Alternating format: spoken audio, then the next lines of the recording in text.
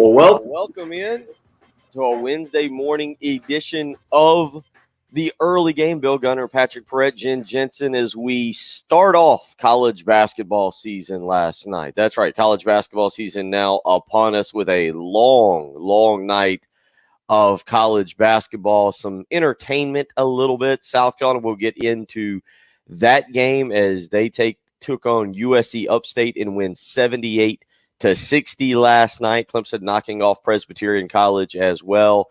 But it was the two late games, or I shouldn't say, I guess Michigan State and Kansas. Patrick was particularly late game. It was a 7 o'clock game. Duke and Kentucky, however, the very late game. And how much of those did you get to watch? Were you as excited as Jay Billis and Dan Schulman seemed to be to have fans back in the stands last night at Madison Square Garden to be able to watch an actual live college basketball game? We saw those. I meant more of like a game with some energy and passion to it.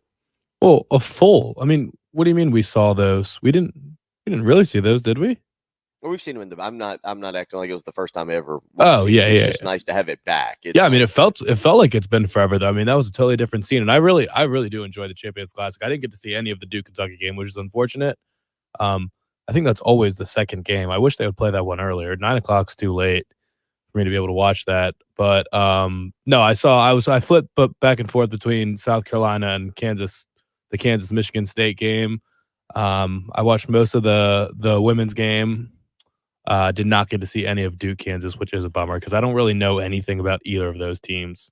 I don't know anything about Duke other than like Wendell Moore's back, and Kentucky, I know they've got a bunch of transfers and they're an older team, but yeah, I would have liked to see a little bit more of them. Had a chance to watch. Yeah, I made it a little bit. Was in bed rather early. We had a basketball practice, and then I was in bed rather early and watching Duke Kentucky. Or at least the first little bit. Like you said, it was a late game, and certainly two teams that are very entertaining. A lot of young talent last night in those ball games. Duke goes on to win 79-71 in the nightcap game over Kentucky. Certainly it'll be more interesting to follow as we go through the season. The earlier game, Kansas and Michigan State. Kansas rolls 87-74 in that game. You mentioned the South Carolina women. They get the job done as well last night, knocking off North Carolina State in a really, what Patrick, you want to label it a slugfest? Those two teams, physical, the defensive minded, they get after one another. It's actually, I wouldn't say it's like pleasing basketball to watch. I found it hard to watch at times, but that was the brand of basketball that was being played by both teams because they actually are kind of a good matchup for each other with defense and physical low post play. Yeah, but it does make, I mean, it's maybe not as fun as just seeing end-to-end action, but it does make every bucket seem more meaningful. And I think South Carolina was just basically able to keep them at arm's length the entire time. North Carolina State got it close a couple times. They won a couple decent runs, but it would be like a 6-0 run, and then South Carolina would get it right back with some great defense. And yeah, I mean, when your best player scores, I think 8 points. Is that what Aaliyah Boston had? Yeah, 8 points. And the best player on the other team had 8 points. So the whole story was this Alyssa Kunan versus Aaliyah Boston. And I mean, they really did just beat each other up the whole time. It was, I didn't find it displeasing to watch. I think South Carolina looks really good. Their backcourt, Zia Cook and Destiny Henderson is going to be a problem for everyone they play all year. I was interested to see what freshmen would get time. And it looks like Raven Johnson will probably be a consistent part of the lineup based off the minutes she got and kind of how she played. And then Bree Hall played a little bit. So yeah, I mean, they're just super deep. That the transfer from Stanford, Camila Cardozo, was impressive. Syracuse. Yeah, just super impressive. And South Carolina is just a force to be reckoned with. They're gonna be great. So nothing surprising there. Just business as usual. Yeah, early game yesterday, 5 o'clock on ESPN. It led into the Champions Classic last night with Kansas and Michigan State and then Duke, Kentucky. And again, it was an entertaining game from I thought it was a back and forth game. I think, again, what it was a physical it was kind of a Dawn Staley game to me. It was the kind that she likes. It was defensive minded. It was battling in the low post. You're right. South Carolina ended up having the better guards. That's where they ended up winning this game. Not the best game from Aaliyah Boston, or not one that she'll want to look back on and use to No, but highlight I thought her she career. was still like her presence is always felt though, even if she's not scoring. No, you're exactly right about that. Her presence is definitely the big part of it. 8 points last night for her, 3 of 8 shooting, 6 rebounds in the ball game. But it was Zaya Cook with 17 points and Destiny Henderson with 14 last night that propelled the Gamecocks on to winning. They were 13 of 19 from the free throw line, just 3 of 12, and that's going to continue to be the bugaboo, I think, Patrick, for the women's team there. They've got to be able to shoot the ball in big games. Stanford will come to Colonial Life Arena. I think it's in December is what I'm thinking. Connecticut in late January are two that stand out. Those are the games there where when you get into the upper echelon matchups, you need to be able to shoot the ball particularly well. And last night, 3 of 12. Cook hits 1, Bria Bill hits 1, and Destiny Littleton was 1 of 5. So that was maybe the only thing that was maybe a little discouraging, because Dawn Staley has set this program up with such high expectations that it truly is almost national championship or bust for them, and where that they could end up being. And that is remarkable there. Even in Ray Tanner's best days, I think we were all understanding of, hey, getting to the College World Series is difficult. And if you can make it to the College World Series, it's been one heck of a year. Dawn Staley's exceeded that, and I think has built a program where if you don't win a national championship, some people might actually consider it a failure. So it's an incredible expectation she's built. When you return 100% of the team that was basically an inch away on a putback from being in the national championship, that's the expectations you're going to come with. Literally 100% of their scoring. I don't know if I've seen that before. True. An anonymous Raj weighs in on the Cool Care Heating and Air text line and says Boston was blocking everything. She did have 5 blocks last night. So again, Bria Beal was too. I mean, those are 2 of the best defensive players in the country. Yeah, I mean that's certainly a team that again, you got Stanford coming into Colonial Life Arena later on. I'm looking at the date here. It'll be later on it's December 21st, so right before Christmas. Stanford, the defending national champions. Obviously, you have the SEC slate, and then Connecticut on Thursday, January 27th. So Gamecock fans, getting back to Colonial Life Arena, talking about the atmosphere that was last night, kind of across college basketball. I did catch some of I tried to watch a good bit of college basketball last night with Villanova and Mount St. Mary's tipping off earlier in the afternoon at 4:30. I was able to catch some of that. It was a blowout. I don't recommend going back and checking that one out on your TiVo. But last night, Gonzaga opens the season with a 97-63 victory over something called Dixie State. Where is Dixie State? That's a good question. We could do that for our poll question of the day. Where exactly is Do you want to guess? State? I'm going to go in the state of Washington, because I feel like most of these games are in-state games. You try to do the opener where it's a bus ride away. Jen, do you have a guess on where Dixie State University is? Mississippi. I would have had to guess the Southeast too. This is going to be in St. George, Utah. Dixie State University. Okay. That was my other guess. They have an 80% acceptance rate, 11,000 students. There you go. Founded in 1911. Excellent work by you this morning. By the Latter-day Saints Church. Digging up a little bit of work. Patrick Perrette digging up a little bit of information there for you this morning as we roll along. If you want to weigh in this morning, 803-404-6100, how you can join us. Cool Care Heating and Air text line or the Love Chevy phone lines are the 2 ways you can get in touch with us. You can join us on the Buford Lending live stream as well. Chuck, Craig, Trey, Robin, Troy, LeVar, Anthony, all of you very excited on a Wednesday morning to be up and moving around. RL weighing in as well. If you want to join us, you can go to youtube.com and search the 107.5 The Game YouTube page. You can join us that way. You can go to Facebook and look on our Facebook page, and we've got a link there. So a couple of different ways for you to join us. Coming up at about 7:40 this morning, although it's still open-ended. It could be 8:20. Aaron Lucas, former South Carolina point guard, will join us this morning. He and I were texting back and forth, and last we talked, we agreed to either 7:20 or 8:40. So I've already told him 7:40 this morning. We'll see if he agrees to that. So Aaron Lucas will join us. South Carolina men's team gets the job done last night. An uneven performance, but also one, Patrick, that I kind of expected given the list of newcomers to the ball club, the fact that Keyshawn Bryant was still out, that Jermaine Cousinard had not participated in the super secret scrimmage against Wake Forest or in the actual open exhibition game against Benedict. This was his first time really getting back into the lineup. He plays 25 minutes last night, had 7 assists at point guard and 4 turnovers. I thought that was the interesting stat. He tied Wildens Levesque for most points on the team with 14, but South Carolina kind of pulls away there.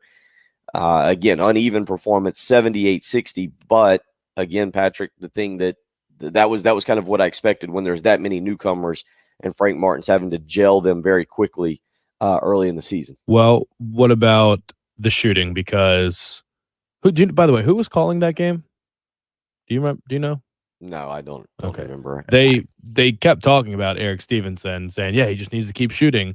But if we talk about the women's basketball team being a concern for going 3 of 12 from the 3-point line, what do we think about 4 of 19 for a team that one of the biggest focuses was going to be the ability to shoot the basketball better? And, I mean, Eric Stevenson was hurling them up, 1 for 7. Your other shooters, Jermaine Cousinard, 1 for 4. I don't know how much we read into this. Or are we concerned about not being able to shoot the 3 ball? Do we think that it's going to be a one-time thing? I'm curious how everybody feels about that. But it's also, this is not the finished product. I thought they looked good. You had the upstate kids. I mean, they were making some plays. That kid, Jalen Brazil, I think, the freshman, he was making some acrobatic shots. So I don't think it was necessarily a problem. But you hold him to 60 points, and that's kind of what you expect from this team. But are we concerned about the 3-point shooting? I'm not. South Carolina, much like the women, they're going to need to shoot it better. There's no question about that. 4 of 19 from 3-point range last night. Eric Stevenson, the transfer from Wichita State, and then from Washington last night, 3 of 13 from the floor, 1 of 7 from 3-point range. James Reese, 1 of 3. Jermaine Cousinard, 1 of 4, and Jacoby Wright, 1 of 3 from 3-point range last night. 4 of 19 is what the Gamecocks were there from 3-point range. Yeah, look, and right now my feeling, my gut, is that this team is going to be up and down when it comes to shooting the basketball. I feel like it's going to be a team that you're going to get some very hot performances from. And I feel like it's going to be some nights where this team is going to have to rely on defense. And we're going to end up seeing what they can do this weekend coming up. Princeton, and then either the winner of Western Kentucky or Minnesota. Princeton will be on Friday night, 9:30, up in the Asheville multi-team tournament event, or MTE, as they're calling it. Sunday, again, the winner or loser of Western Kentucky and Minnesota. And Patrick, it'll be an opportunity. And we'll talk more about this game as the morning goes on. Again, Aaron Lucas set to join us about 7:40 this morning to give his breakdown. He was at the game last night. Patrick, it's going to be an interesting weekend across the board. We'll get into some South Carolina football here in the next segment as Shane Beamer meeting with the media yesterday. But South Carolina basketball this weekend, watching them and how they play against a team like Princeton, who we know can be a little difficult to guard, but also going on the road to a different environment. And as you just asked or pointed out, trying to shoot the ball in a different environment, because this is I think on paper, a better shooting team than they displayed last night. Yeah, I would have to think so. And I mean, when Frank Martin says Eric Stevenson is one of the best shooters, maybe the best shooter he's ever coached, I can't imagine that this is going to be a normal thing. Could have just been first game jitters, or just sometimes you just don't have it on a certain night and you start seeing a couple misses, a couple breaks, and you just don't feel good about your shot. But he did keep putting them up. I mean, 7 attempts is a lot of attempts. So I would have to think that it's going to improve, but I'm going to be very curious to watch this weekend, because I mean, mostly the rotation because you had 1, 2, 3, 4, 5, 6, 7, 8, 9 guys playing double-digit minutes, and then Chico Carter Jr. playing 7, even though I thought he was expected to play a lot more. So I don't really know what to make of that. And then obviously once you put Keyshawn Bryant back in the lineup in a couple weeks here, is it going to go even deeper? And then even in addition to that, I mean, you had Trayvon Minot only played 5 minutes. I think that's more about he was still recovering from an illness, so he might not be back into full game shape. So, I mean, there's a lot of bodies out here, and I really don't know how it's going to shake out. I don't know that I'm expecting Wilton Sylvek to average 27 minutes a game when you have all the big guys healthy.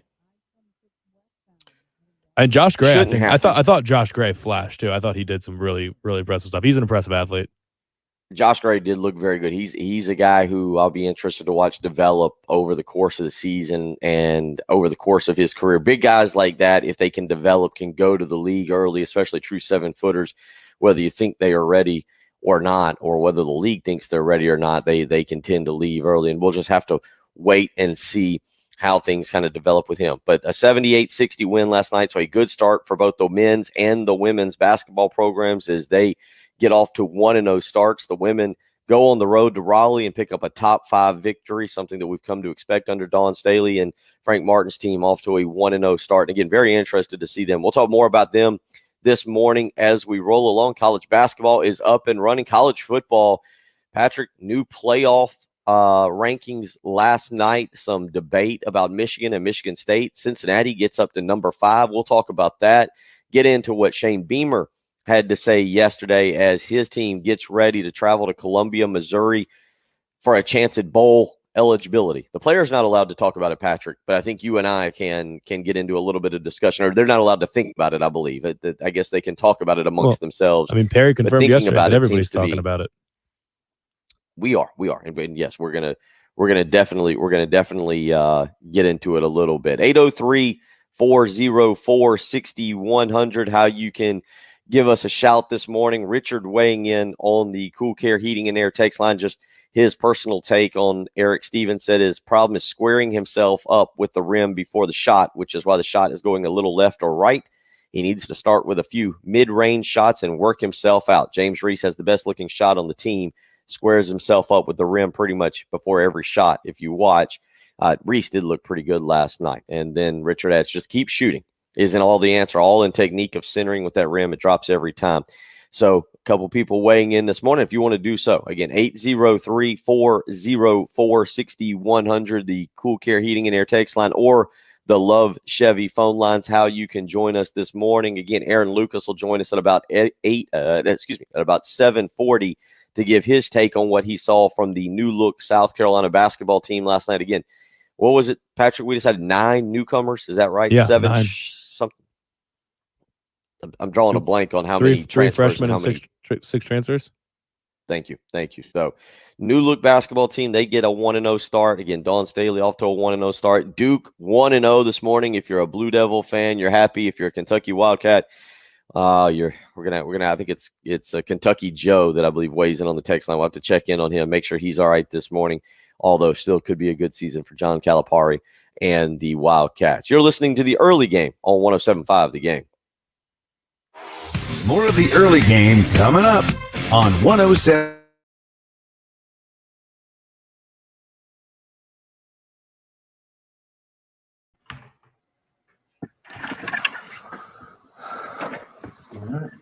Patrick, did you hear me okay? Yeah. And Jen said your levels were good too. Yeah. What's your dial at? About 3 o'clock. Yeah, I mean, So it should be good. Great forecast on tap. Should be today. Should be good. We'll just roll along with that. Evening showers rolling in. it definitely wasn't low in my headset, in my headphones. Right now, 47.75. South Carolina Education Lottery. The Powerball jackpot for Wednesday is $160 million. Be sure to stop by your local South Carolina Education Lottery retailer to get your tickets today. SCEducationlottery.com for jackpot. Yeah, we have a call about Pittsburgh game? Pittsburgh basketball game? Oh, yeah, I'll get to that. All right. We got a phone call about that? Yeah. Who did Pittsburgh play? I'll tell you when we come back. The They Citadel? lost. Yeah. All right.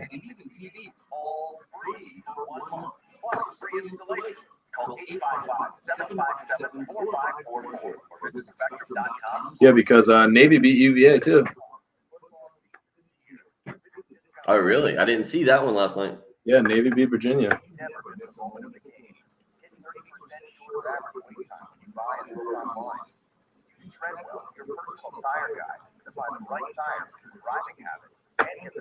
Hey, I need a favor from you. Yeah. Just before you leave this morning, if you will look around that banner that we have that we set up, Jessica should have brought it down. If you just throw it in your car. Sure. She just said she was going to get it out of the Hummer and put it down there somewhere for tomorrow. Like the skirt for the table? Oh, I didn't even ask about that. I guess I might. Yeah. No, it's the banner. You know what I'm talking about? That's in the little bag?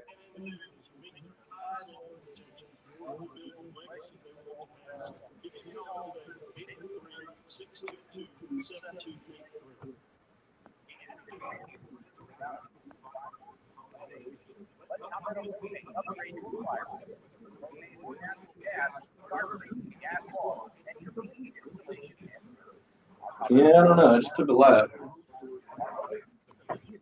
You want to?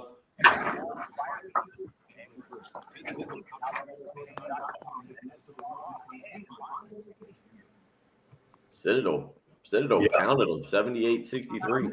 The Terp should be real good this year. I didn't get to watch it last night because the Big Ten Network Plus is such a joke. It's $10 a month. The broadcast looks like it's filmed on like a cell phone. The announcers are horrendous. Big Ten Network Plus is an absolute joke.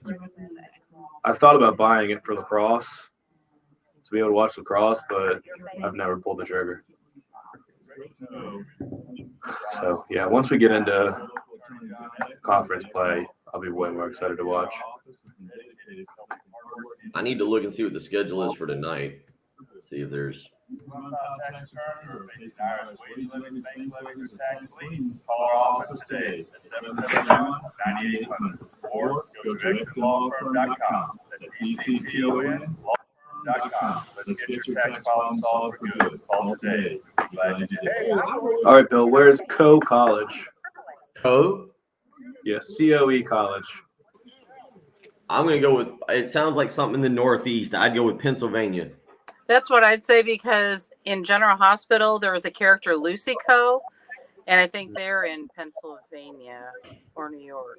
So, Co College fell to Drake University yesterday. Iowa. go at my rationale. Dang. So let's see how many schools I've never heard of. Oh, Fresno State defeated Fresno Pacific. How about that? I didn't know Fresno had 2 Division I basketball programs.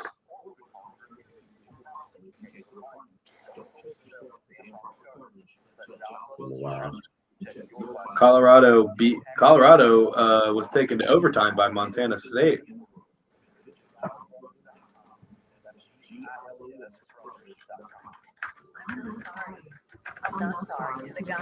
How about William Jessup University?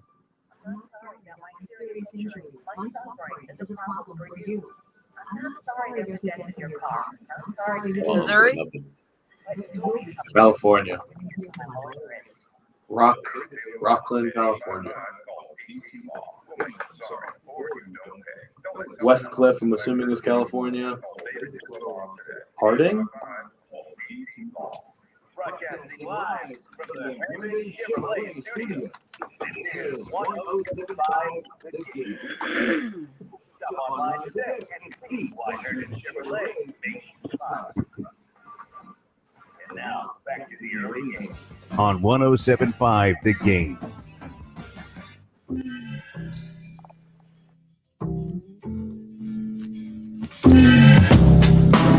Big win for South Carolina last night. I say big win. It's always good to start off the season 1-0. I don't know if it's necessarily a big win at home against USC upstate at Colonial Life Arena, but it was certainly a good way to start off the basketball season, a good way to start off the Christmas season.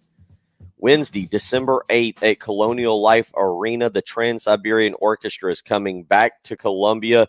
A portion of the proceeds will benefit Family Promise of the Midlands, a charity that aims to help families experiencing homelessness in their quest to achieve sustainable independence. Tickets are on sale now. Again, Wednesday, December 8th, Trans-Siberian Orchestra back in Columbia at Colonial Life Arena. You can purchase tickets now. A portion of the proceeds will benefit Family Promise of the Midlands, a charity aiming to help families experiencing homelessness in their quest to achieve sustainable independence.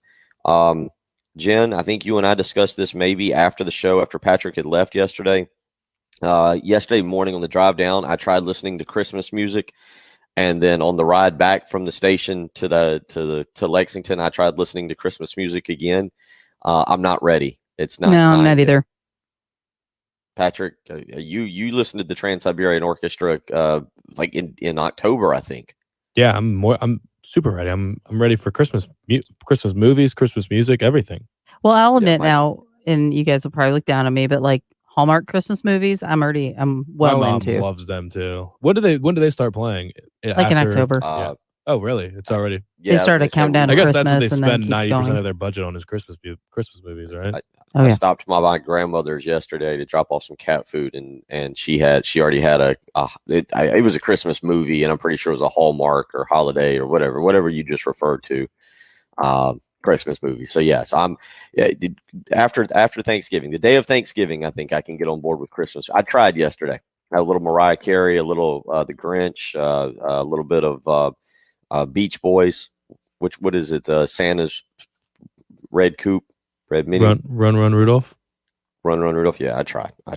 803-404-6100. How you can join us this morning. A little college basketball talk, and we'll get into some college football talk.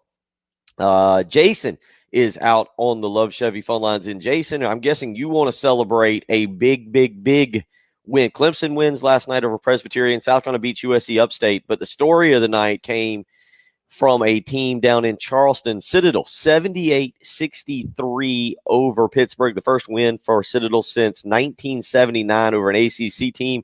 I'm guessing you were calling in to let Pittsburgh fans know, Citadel's better than Pittsburgh today. Well, they were last night. And I mean, a lot of you said nobody's ever heard of Dixie State. I bet most Pitt Panthers have never heard of the Citadel either until the 15-point win last night. Led the entire game, by the way. Led by a true freshman from California with 8 threes. Wow. Yeah, you're right. It was the two big upsets in the ACC last night. Jason Roach, the player you're discussing, hit 8 3-pointers. You're right. The Citadel got out to an early lead and rolled Pittsburgh 78-63. They led in that game 43-31 at halftime. So did you celebrate it? Are you a Citadel graduate or just a proud? Yeah, I am a Citadel graduate. Yeah. Well, congratulate. It's a lot. I'll be honest.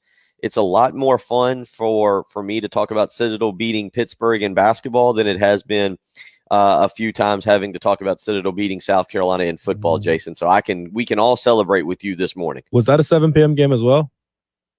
That was a 7 p.m. game as well. How'd you watch it? Was it on the ESPN app? It was on the ACC network. I watched it on my phone. I was actually doing some work, but I watched it on ESPN3. Okay. And we're gonna have to step it up next week. We got to play Duke. Oh, geez, that's your reward for upsetting Pittsburgh. You get to go play Duke. I want to see who Navy plays next, though, because that Citadel's story down here, but then Navy beats Virginia in a bye game too. So it was a big night for the military colleges. Actually, thank you for the phone call, Jason. Congratulations to the Bulldogs on a big win for them last night. Yeah, Navy's got Louisville. Navy's got Louisville next week, and Virginia Tech. Okay, they start their season with Virginia Tech, and Louisville. Well, that's those bye games. You collect that money for going to play these games. Bad night for the ACC really last night. We just talked about Citadel goes on and knocks off Pittsburgh. Navy defeats a top 25 Virginia team, as you just pointed out. And Georgia Tech last night loses at home to Miami of Ohio 72-69. 69 as well. Now, look, I'm not – college basketball is a different sport, Patrick, and it's why I don't get too wrapped up in the performance of South Carolina last night. For those that want to complain about it or say whatever they want, South Carolina wins the basketball game and early on in the season, especially when you've got nine newcomers to the basketball program and you're trying to gel them together. I think that what you're trying to get victories and get things together for conference play. That doesn't mean you can lose and say, hey, it's okay. But you see those three outcomes last night. And Clemson was trailing Presbyterian 32-24 at halftime and had to rally and wins that game last night. I think it was 63-54. I clicked away from the final score of that. It was a very bad game. But Clemson was trailing by 8 and rallies to win. That's the key in these openers right now because college basketball is a sport with a lot of parity the way it's played.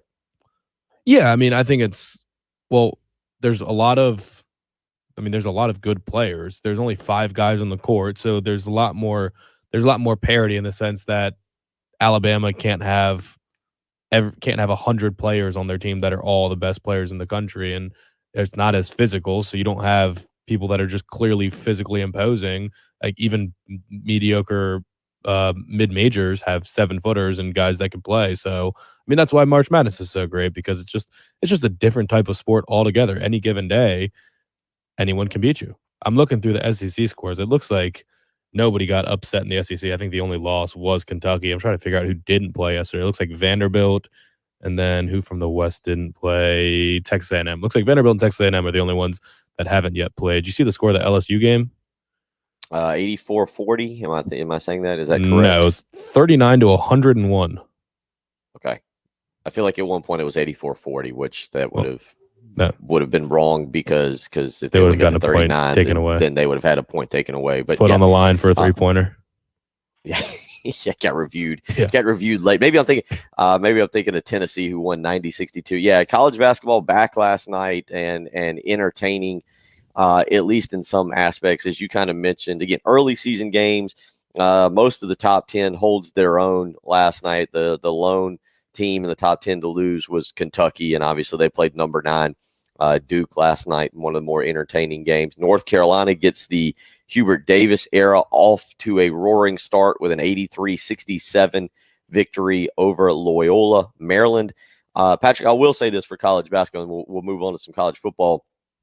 I watching the kids from Duke last night and watching the kids from Kentucky, I do think this is going to be a really entertaining year for college basketball because you have so many kids that actually were willing to come back because last year was a weird COVID year and maybe they didn't get the draft projections or grades that they wanted. You saw that last night with Wendell Moore Jr. of Duke. Kentucky had some guys, Devon Mintz, the guy who I think lit South Carolina up for about 27 threes in the game South Carolina played against Kentucky. You've got a bunch of really good basketball players. I think it's going to be a high level of college basketball played this year. It's going to be a lot of fun to watch. I agree. Well, I think it was obviously if the guys were going to be lottery picks, they wouldn't have come back. But I think there were plenty of people that felt shortchanged by last season. Like if you committed to Duke, I guess there's a variety of reasons. One, it's Coach K's last year, and I think a lot of people would like to be a part of his last team ever. But you came to Duke to play in Cameron Indoor in front of the Cameron Crazies. And if you're like a fringe first-round pick and you feel like I can come back next year and improve my stock, you're obviously going to do that. But it's also a chance to, I came here to play in the most legendary arena in college basketball, and I didn't get to experience it to the fullest extent. So I want to have my year of legitimate college basketball.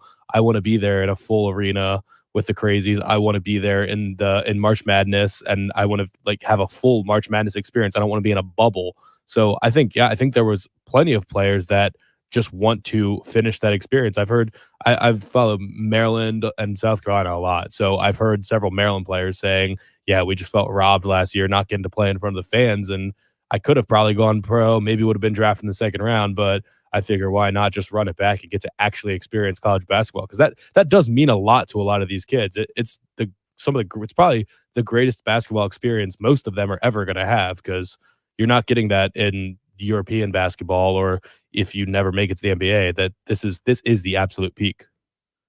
It is, and you're right about. I mean, part of the allure of going to Duke and playing there is not just for Coach Krzyzewski. And let's be honest, most of those kids are not going for the degree, given that they're leaving a year or two into the program.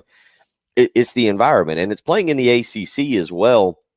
And going and playing in that Duke, North Carolina game in the Dean Dome, going to Virginia and playing those. Patrick, you mentioned it. You grew up a Maryland fan. The Duke Maryland games were absolutely phenomenal back in the day when they would invade Maryland and Maryland would come down to Cameron. It was absolutely phenomenal. So fun to watch last night, seeing fans back in the stands there at Madison Square Garden. College basketball again getting back off to a pretty good start, and you'll have that this weekend. Again, the men's team this weekend taking on Princeton in a late game, 9:30 on Friday night up in Asheville in that multi-team tournament. The next game for Dawn Staley's group will be Wednesday, or excuse me, will be Friday as well. South Dakota, out in Sioux Falls, South Dakota, in a tournament. It's another back-to-back night. Women at 7, men at 9. Yeah, late night for Patrick, who does the producing for that. So, no, I will be in Missouri. That's for true. All of this.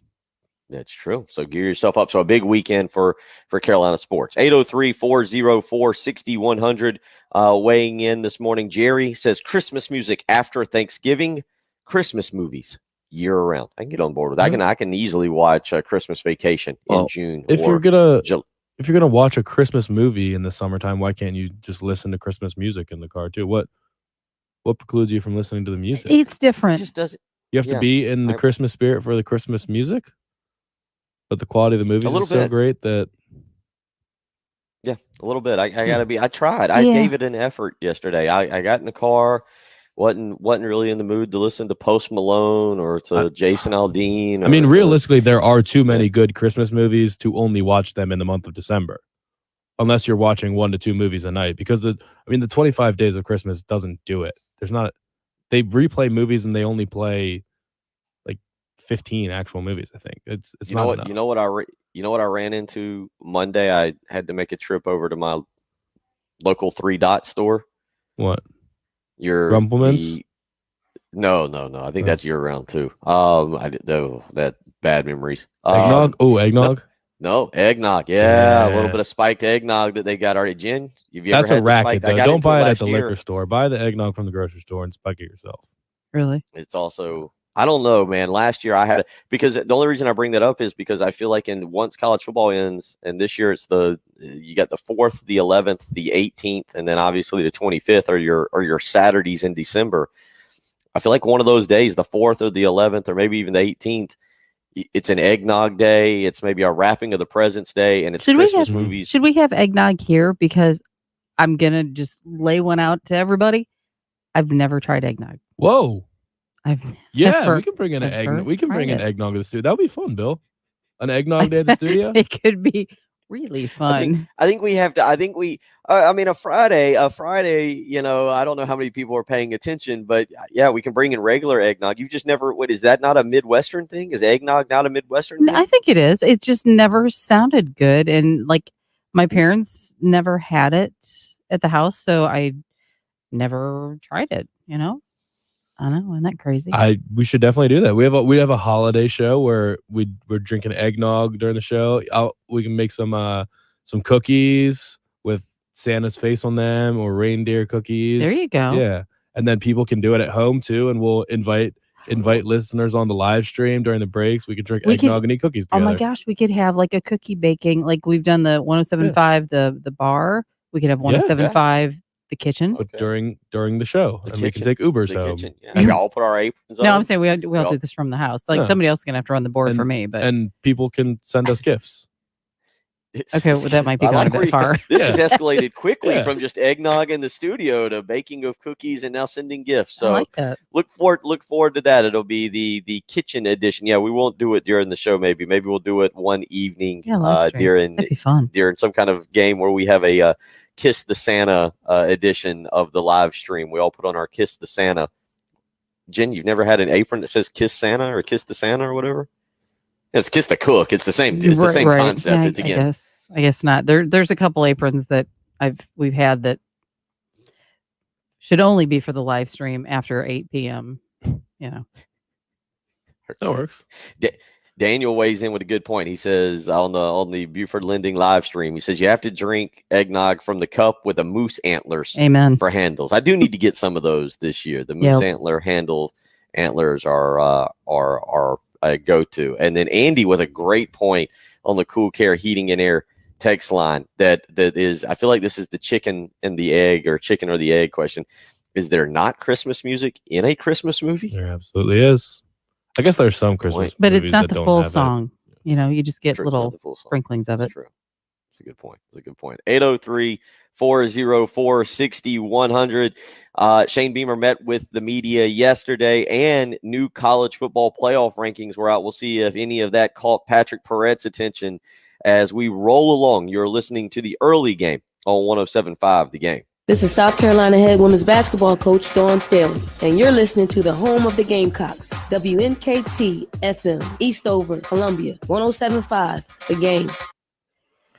Well, you just heard all that. Baking, getting fired up for drinking eggnog, watching Christmas movies. I'll tell you another thing that's actually really annoying. Now, you don't have to worry about this at this point in time, but you may as well go ahead and book your cleaning. The little needles off of the Christmas tree that get into your carpet after you take the Christmas tree out in January. Again, you got a few months before you need to really worry about that. But you may as well go ahead and book Zero Res today to get you ready for Thanksgiving. You need to go ahead and get Zero Res with their patented technology that uses high pH electrolyzed water, not harsh chemicals, no sticky, soapy residue that's left behind. It's called ZR Water, and it is absolutely incredible. Scientifically proven to get your carpet, rugs, tile, and upholstery insanely clean. So while I'm already thinking ahead to the mess that the Christmas tree is going to make in January, you might be thinking of using that to have your home insanely clean for Thanksgiving when the family shows up. Give them a phone call today and get your cleaning scheduled. 803-262-4020. You can book online, zerorescolumbia.com. Right now, 3 rooms of carpet clean for only $119 when you mention me, Bill Gunner, at 107.5 The Game. Again, 3 rooms of carpet clean for only $119 when you mention me, Bill Gunner, at 107.5 The Game. 803-262-4020 or online, zerorescolumbia.com. Zero Res, spell it backwards or forwards, is the right way to clean.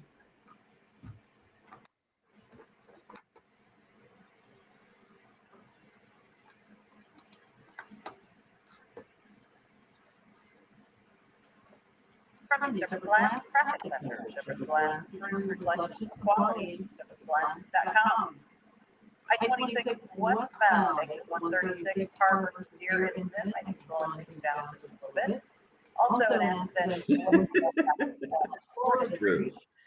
And we do have time on the road north of Homestead Road.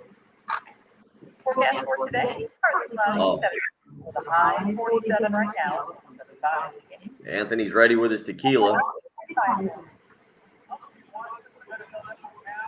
for the kitchen live show event. Yeah. I mean, a drinking radio show would be fun. Yeah. I don't know about a 6 a.m. drinking radio show. Why? Well, you've been awake. I don't know. That's a good point. Is that why? That's why we love college football, right? It's really the only time it's acceptable to wake up, get to your tailgate spot, and start drinking Jim Beam and Sprite or ginger ale at 8 a.m. I mean, it's almost a noon football game with sausage biscuits. Like if you did that on a Wednesday morning right now, people would look at you funny and call you names. Well, yeah, because you'd be going to work and they'd be saying, "Why are you drinking at work?" That's the only reason it's not acceptable during the week. If you don't work on the weekday, I couldn't participate because it's illegal because I run the transmitter technically, so like I'm in charge of the transmitter, so FCC fines. So after the show, I'm good. Oh, so Jen, so we'd have to do a 9 a.m. There you go. Start time for Jen. Patrick, you should have seen the athletic move. If you've never seen Jen Jensen in person, you don't I'm not meaning this as disrespectful. Yesterday we walked out in the hallway and her and Sharon and Mr. Kirkland were making fun of my knee, and I don't know. It's starting to hurt a lot more. I don't know what I I need to get the surgery, but Jen just took her leg and threw it up on top of the on Sharon's counter like it was nothing, like she was a ballerina. She was just like, That's "What can pretty you do hot. this?" Yes, yeah, it was above her belly button. I'll say that. Or the foot was above her belly. It was. I'm here to entertain. Let's put it this way. Not that she looks like him, but Jen might have a future career in the Danny DeVito line of Friends characters. No. Nobody wants to see that. Oh, wow. And she did it effortlessly. Just, it wasn't planned. It was like, Jen's like, well, can you do this? And that leg went up, and I went, whoa. I don't know who was. There was 3 different reactions, and let's just say Mr. Kirkland was very excited too. Yeah. My point was, I didn't just do that just to hang out, but like, I was trying to say, okay, stretch, like, because I'll do that in here. I'll prop my leg up on something and stretch. Like, I just gotta stretch. Yeah, RL, we have company holiday party. Well, we did. We did. Yeah, it's been fun. We did at one point. I don't know if we will this year. Yeah. If you can trade it out, you can do it. Yeah, well, that too, yeah. Were you there the first year that I was ever at 107.5 when they did it on the boat? Oh, was on that boat? Were you there for that? You weren't there for that? We went up to Illinois because it was really late. It was like 22nd of December. And yeah, it was. It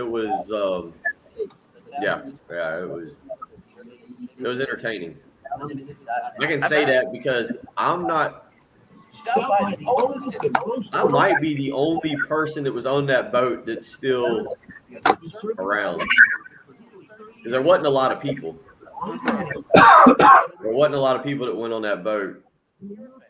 And I remember one of the sales guys had a light up Christmas. James. Yeah. Actually, there's an engineer that's still around. I forgot about it. I think that's what got me thinking about it. Uh-huh. Which doesn't matter. You know what? My taste for Bloody Marys has changed. I used to really like a Bloody Mary, and I might do one this weekend, like on Saturday morning. But I like them without the tomato juice. Well, but I think if you get there's you can't do times that it's not all tomato juice now. Like we do that old Charleston mix, and you can move the you can get either the spicy or the veggie. Can't do bottomless Bloody Mary. It's too much heartburn. It's not good for the heart. Yeah. Well, yeah, you must go spicy then. We're about to head back in. Of course. Did you email me that thing, Jen? It's coming. I've got. Okay. All right. Aaron says he's good for 7:40ish. Okay. I've got the official confirmation. Yeah. What was written was a book. What? What she wrote was a book, so I'm trying to edit it. All right, you're up. You were watching South Carolina, either the women's or the men's game yesterday, and you had a hot take that you needed to get out instantly. All you needed to do was call the 107.5 The Game and Twin Peaks Hot Take Hotline 24 hours a day, 7 days a week. It's there for you, 803-978-6654 if you want to vent, or you don't always have to vent. We always make it so negative. Maybe you want to call in and you just want to offer compliments. Maybe there was something that Patrick said that's happening during the game, and you want to call the Hot Take Hotline and be like, that Patrick Perrette knows exactly what he's talking about. Maybe that's why you want to call the Twin Peaks Hot Take Hotline, 803-978-6654, 24 hours a day, 7 days a week, sponsored by Twin Peaks for the men who never settle. Go see him down in the Vista at 600 Gervais Street. Coming up in about 45 minutes, We will catch up with Aaron Lucas, former point guard, former standout at Richland Northeast. He was at South Carolina's win over USC Upstate last night, and we'll get his take again as Frank Martin brings in 9 newcomers to his basketball team. And by the way, Patrick, Taquan Woodley last night, not the guy that I would have expected to be most impressed with, but 13 minutes, 4 of 5 from the field, 5 rebounds, continues the string of post players who are able to draw fouls at an extremely impressive rate. 5 personal fouls for Woodley. So he follows in the steps of Chris Silva, and I believe it was Alonzo Frink who also had the magical gift of averaging about a foul every 2 minutes. Yeah, I mean, he is a load. I'm saying 6'8". I don't know what he weighs, but he is a big dude. Maybe 220 is what I guess he weighed in high school. He looks every bit of that 220 and then some. So, yeah, I was impressed by him. I think that he's got a lot of potential. I assume that, getting in better shape is going to be one of the big things for him. Because I was taken aback by how just imposing he was. But, 5 rebounds and 8 points and 13 – or no, I got this wrong. Yeah, 5 rebounds and 8 points in 13 minutes is impressive. It's a high usage rate when you get 5 fouls as well. But you can afford to do that with the depth this year. You can afford to have guys out there just hacking it up. Ohio State into the top 4 in the college football playoff ranking. Cincinnati up to 5. And what's going on with Oklahoma? We'll talk about the college football playoff rankings in hour number 2 as well as Shane Beaton. You're listening to the early game on 107.5 The Game. Gamecocks, Braves, the NFL with live local radio. 10. All right.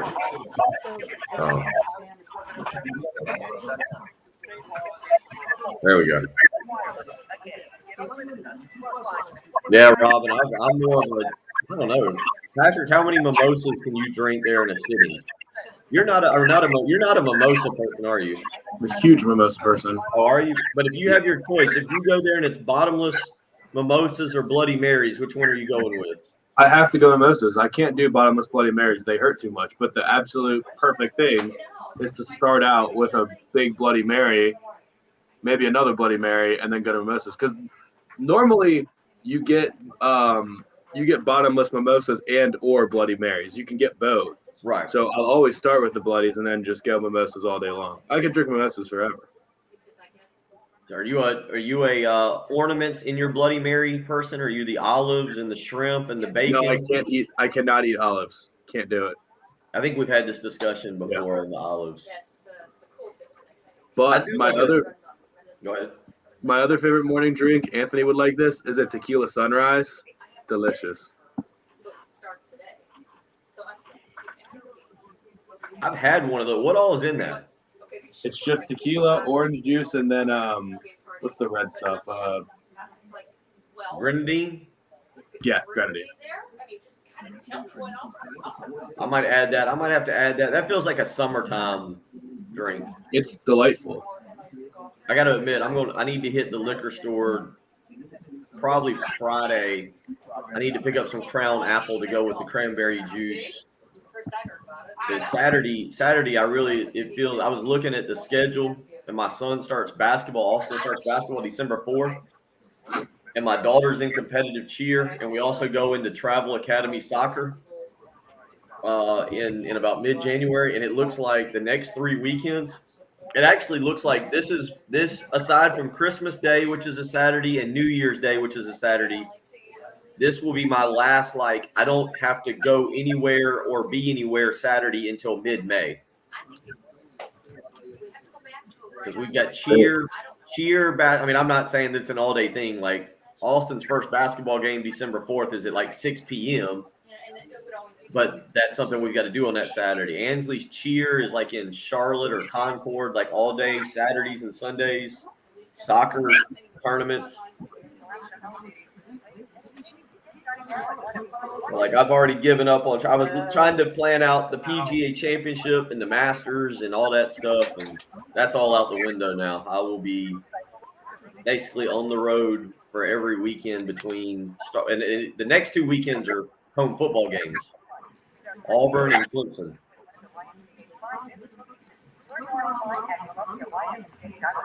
Although now I'm wondering if I should be allowed to go to the Auburn game after I didn't go to the Florida game and they won. But I've been there for big games. I was there for the Alabama game. That counts.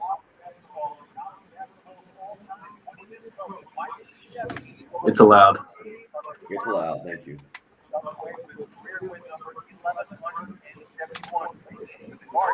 San Diego beat something called Laverne 103-38 last night.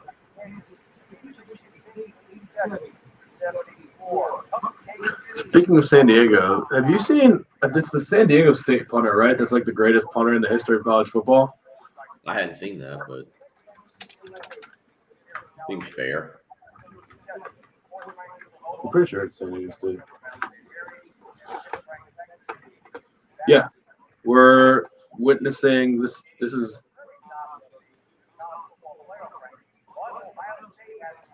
even Golf Digest is writing about this guy. He had a 90-yard punt. Really? He's having the greatest punting season of all time. He kicked a touchback from his own 21-yard line. He's with San Diego? San Diego State. Okay. He punted the ball from his own end zone and was caught at the opposing 20. Oh, landed. Yeah, this is actually one of the most outrageous things I've ever seen. It was legitimately an 80-yard punt. No, 90-yard punt. Yeah, he punted it from his end zone to the 11-yard line with a short bounce. It bounced at probably the 20. He had a 90-yard punt, an 86-yard punt. Sorry, he sounds like he's pretty good. By the way, did you see? Well, I kind of just caught it in passing, so I may have some details off about this. I guess San Diego got a professional, like a MLS soccer team. Is that right? I have no idea. Probably. I saw it again yesterday with watching TV, but I guess they're going to be called like the Wave Football Academy or whatever. Okay.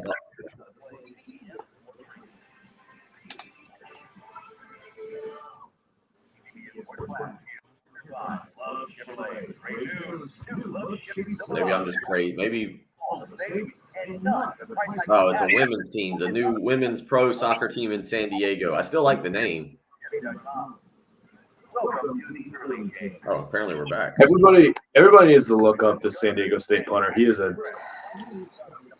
actually should win the Heisman.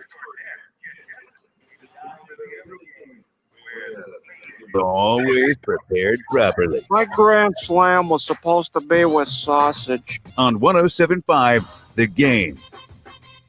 Yep. 7:03 on a Wednesday morning. Hope you're doing well. Up and Adam, after the first night of college basketball has wrapped up, South Carolina women's team goes on the road to number 5 North Carolina State and picks up a nice victory, 66-57 for Dawn Staley's team last night to start off the season. Frank Martin's ball club, 78-60 over USC Upstate. So a good night for South Carolina basketball overall. Fun matchups in the Champions Classic. Kansas knocks off Michigan State, and Duke knocks off Kentucky in the 2 ball games there. Some big upsets. I say big upsets. Patrick, would you label them as big? How do you label upsets in college basketball when we talk about Citadel? Yeah. The Citadel going on the road to Pittsburgh and defeating ACC member Pittsburgh 78-63. You also had Navy going on the road to a top 25 Virginia team and winning 66-58. And you had Miami of Ohio going down to Atlanta and knocking off Georgia Tech 72-69. In college basketball, do we consider those massive upsets, or do we just buy it for what they are, a 30-game season where early on teams trying to come together and gel just lose a game or two that surprises you unless you're an absolutely elite program? I don't think it's like stunning, but when a ranked team loses a bye game, I just quickly looked it up. Virginia was a 15.5-point favorite over Navy. I think those you can consider a huge upset. I'll see if I can find the Pittsburgh Citadel spread, but Yeah, I think it's very fair to call those big upsets. It was what was the stat you said about Citadel? The first time they beat an ACC team since when? Did you say ever? 1979, a 48 game streak of losses to ACC teams. Okay, I'm pulling this up. Pittsburgh was a 10.5 point favorite. So, I mean, not enormous, but I mean, if you're a double-digit favorite in a bye game, I think you can consider it a big upset. Pittsburgh basketball fans are very down right now. Virginia basketball fans are very down right now, and you got a couple of military academies that are real pumped up. They got big wins, feeling good about themselves. Tell them to perk up. It's a long season. Plenty of things that can happen between now. Well, Virginia's going to be unranked now. It's tough. True. That also probably true. So there is that. If you want to weigh in this morning, 803-404-6100, how you can do so. Love Chevy phone lines of the Cool Care Heating and Air text line. You can join us on the Buford Lending live stream as well. We got plenty of people weighing in. We've been discussing mimosas versus Bloody Marys, talking a little bit about the ugly Christmas sweaters that some of you might need to be ordering to get ready for your Christmas parties. Eggnog has been a topic of discussion. Tim weighs in on the Cool Care Heating and Air text line and says, Jen's about to experience the joys of eggnog. I'll be tuning in. Then he says, I'm sad it only comes around once per year. Then he congratulates to South Carolina basketball. So, yeah, we've discussed that. We might get Jen, who has apparently somehow managed to live her 27 years of life on Earth without eggnog, without any form of eggnog. So that's crazy. an interesting way to go about living. Yes, I'm confused by how you pulled that off. But again, it is eggnog's one of those things where every year I buy it, convinced that it's going to be a neat little holiday drink, and I take 2 sips and realized it's not any better than it was the year before. Well, and that's kind of what I've heard. It's like fruitcake. Okay, like I have not. I think I may have tried to bite it that one time, and I'm like, okay. No, eggnog's good. It's just so thick that and, you know, 1 cup and you're good. But you take that first sip and you're loving it, and then you realize that you're getting full off of drinking milk, basically. Well, and that's again the eggnog discussion starts and ends with me on now the what is it, the spiced eggnog. Add some flavors in there from the local 3 Dot store, and I'm good to go with that. 803-404-6100 coming up in about 35 minutes. Aaron Lucas, former South Carolina point guard, will join us. He was at the game last night at Colonial Life Arena, and we'll get his take on Frank Martin's ball club, what he saw from them and what to expect. Gamecocks, both of them, men's and women's, back on the floor Friday night. South Carolina's men's team will be in Asheville for a multi-team event that'll start with the game against Princeton at 9:30. The women head out to Sioux Falls, South Dakota, for a game against South Dakota on Friday night as well. So some basketball off to a good start for South Carolina. Clemson picks up a win in basketball last night over Presbyterian College. They trailed 32-24 at halftime, but they rally to pick up the victory there. So the Clemson Tigers 1-0 as well. 803-404-6100, how you can join us this morning. Again, Love Chevy phone lines or the Cool Care Heating and Air text line. And Patrick, last night, college football playoff rankings unveiled. Wasn't really shocked by a lot of things. I guess the big debate was Michigan moving ahead of Michigan State in the rankings to number 6.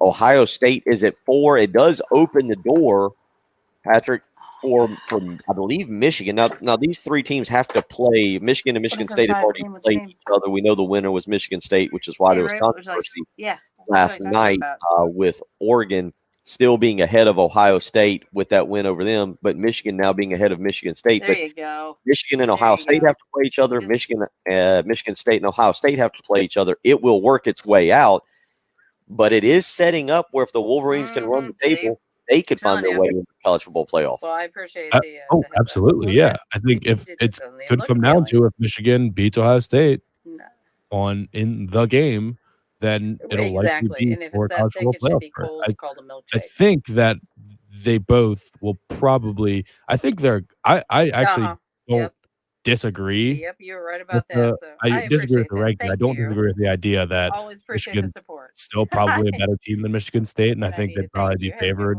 on a neutral site again because they were still. I think they were 4.5 point favorites in East Lansing to begin with. Michigan State played a phenomenal game, but I think Michigan still proved during that game that they are a good team. And I don't necessarily disagree with the idea that they're better, but I just believe in results mattering, and I can't get on board with a team that won the head-to-head not being ranked higher. But yeah, I think both of them will very likely be meeting as one-loss teams. Where do you know where that game is off the top of your head? I'll have to look real quick. So yeah, I can totally see that being the basically de facto college football playoff berth game, because if it's Wisconsin that comes out of the West, I don't think they're striking fear into the heart of anyone right now. Nobody in the West is very good right now. So yeah, I'm fully on board with that take. I think it's going to ultimately come down to, does Alabama beat Georgia? If Georgia beats Alabama, then Cincinnati can probably get in. That's my lean right now, is that the SEC championship will decide if Cincinnati makes it. Cincinnati moving up to number 5 last night. Look, you say that Oregon has to run the table. Oregon has not shown me anything yet that just makes me pencil them in or definitely Sharpie them in. The Pac-12 just stinking altogether. Yeah, but I mean, Oregon again is not done it. Oregon can come up with I feel like Oregon is fully capable of coming up with a loss at some point that we absolutely did not see. It will be. It would have to be Washington State or Utah in 2 weeks, right? Because they got Washington State at home, and then they got Oregon State. It's got to be Utah. Utah could definitely jump up and bite them. Remember, they're going to have to go through a Pac-12 championship game. I was trying to see who exactly that could end up being. I don't know if it would be. I don't know the exact tiebreaker. If Arizona State won out, Patrick, and Oregon beat Utah, both Utah right now sits with 1 loss in the Pac-12. Arizona State has 2. I'm not going to pretend that I know just enough about the Pac-12 right now to tell you what the tiebreaker would be if Oregon were to beat Utah. But Anthony Brown's not exactly been a lights-out quarterback. Oregon, again, over the last several weeks, has kind of crept by a couple teams. 10-point win against Washington last week. They did have the big blowout of Colorado, but the 34-31 victory over UCLA, the 24-17 victory over a bad Cal team. You mentioned it. Oregon's remainder of the schedule is Washington State, at Utah, and at home against Oregon State before either a potential rematch with Utah or a game with Arizona State in the Pac-12 championship. And again, a loss there opens the door for a lot of possibilities of getting a Cincinnati in. Again, you mentioned, I think, Alabama losing in the SEC championship to Georgia opens the door there, and whatever happens in the Big Ten between Michigan State, Ohio State, and Michigan. Yeah, I mean, it feels inevitable basically that one of the Big Ten teams will get in, and obviously Georgia will get in. It's just, I don't know how much further Oklahoma is going to go. I mean, Oklahoma's schedule, I think, is actually supposed to be pretty tough for the rest of the year. I'm going to pull that up right now, but I mean, they get Baylor. They have Baylor and they have Oklahoma State here in the next 3 weeks, and Baylor's lost last week. Yeah, so that is a good point. We forget Oklahoma because they're so far down the list right now. But if they win those 3 games, I'm pretty certain they're going to be in. You would assume that you can't keep an undefeated Oklahoma out. Now, it would be a wild jump just because of the numbers, but it would make, to me, it would make perfect sense to put them in. It's not something that I would argue with or complain about. It would just be kind of a strange jump to see them go from right now, currently number 8, 9-0 Oklahoma at number 8. I don't know what kind of punishment or what they've done to upset somebody in that playoff committee selection room, but it does seem strange that I don't know, is there a few members there on the Big 12 from the Big 12 that right now are holding ill will against Oklahoma for leaving the Big 12? Is this a slap in the face for Oklahoma? It is strange to have them behind 1-loss teams, Michigan and Michigan State, despite their schedule, and to have them 3 spots behind Cincinnati at number 8. Yeah, but I mean, have they beat a ranked team yet? I guess, was Texas ranked when they played that game? They weren't, were they? I don't know if Texas was ranked when they played, although now the Texas, and by the way, that Texas situation, we'll get into that. Did you see the video that was put out? Well, we can't play the video for you. Bo Davies, the defensive line coach for Texas. If you haven't seen it, don't play it around your kids or don't play it on a loud setting at your office, but it is out there. A Texas football player recorded a what we'll call not safe for work video of Bo Davies, the defensive line coach for Texas, cursing out. I don't know if it's, I guess it's the defense. I don't really know who he's it's on the team bus, and it's following a loss. And Bo Davies makes Joe Pesci look like the saint of all saints with the way he talks. And it is something to behold, but it tells you. It sounds like issues. The players were laughing after a loss. Well, that's what he says. He says he tells him you're laughing. Can't have that. That's how any coach is going to respond when you're giggling on the bus after a loss. I've had those rants. And then tells them they, in no uncertain terms, they can go into the transfer portal, that he's tired of this stuff. So 803-404-6100. We'll get more into that. Shane Beamer talked with the media. We'll look at that South Carolina Missouri game out in Columbia, Missouri this coming weekend. Bowl eligibility on the line for the Gamecocks. That's not something that I think we believed we would be discussing definitely after the Troy game and most likely after the Vanderbilt game, but we are, and we'll talk a little bit about it. You're listening to the early game on 107.5 The Game. 107.5 The Game is omnipresent and free of charge. Free of charge. In your car. Free of charge. Online. Free of charge. On the app and streaming on your smart speaker. Free of charge. 107.5 The Game. Big day for our country tomorrow. It's a day to celebrate. It's Veterans Day. If you know a veteran, make sure you shake their hand, thank them for their service. And if you're looking for a great night of sleep, Sleep Number will take care of you because they've got a Veterans Day weekend sale taking place right now where you can save $1,000 on a Sleep Number 360 Special Edition Smart Bed plus free premium home delivery when you add a base, but it ends on Monday. So now is the time to get to a Sleep Number store and check out just how great the Veterans Day weekend sale is, where you can save $1,000 on the Sleep Number 360 Special Edition Smart Bed plus free premium home delivery when you add a base. I'm telling you what, proven quality sleep, it's indeed life-changing sleep. Put that Sleep Number setting on 45 each and every night. It was tough last night. The bed was comfy. I was ready to fall asleep. I was trying to stay up and watch Kentucky and Duke. With a Sleep Number bed, puts you right to sleep. You get a fantastic night of sleep, and you wake up ready to go each and every morning. You can find out for yourself with the incredible Veterans Day weekend sale going on right now, where you can save $1,000 on the Sleep Number 360 Special Edition Smart Bed plus free premium home delivery when you add a base. But again, this deal ends Monday. 2 stores to choose from, one in Irma on Harbison Boulevard across from Buffalo Wild Wings, the other in Columbia, 2 Knots Road across from Sand Hills Mall. You can visit either of those 2 stores in person, or you can check them out on the web, sleepnumber.com.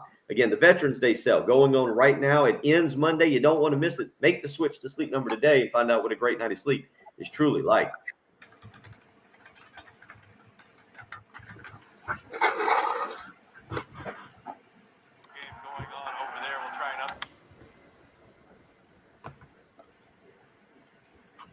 From Shepherd's Glass Traffic Center, Shepherd's Glass, the true reflection of quality. Shepherd's Glass.com. There we go. Olympiad Avenue, there's an accident there. Also, Kennedy Road and Holliston Road. Forecast for today, partly cloudy, 79 for the high. Kevin, was it? Why are we excited? What are we excited about Lumberton, North Carolina for? Did I miss something? Are we trying to figure out what's in Lumberton? 74 for the high tomorrow, though. Right now, 47.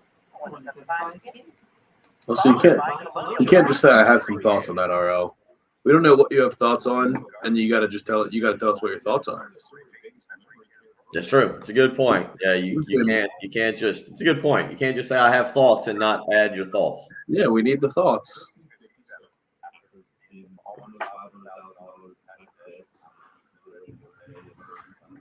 Yeah, RW, that was some rant by Bo. I have no problem with it. I mean, I don't think anybody's saying he shouldn't have acted like that, or at least nowhere I saw last night.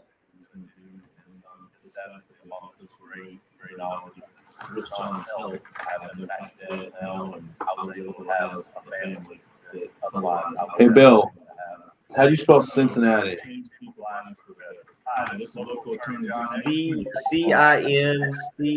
CINNATI, correct? Yeah. Call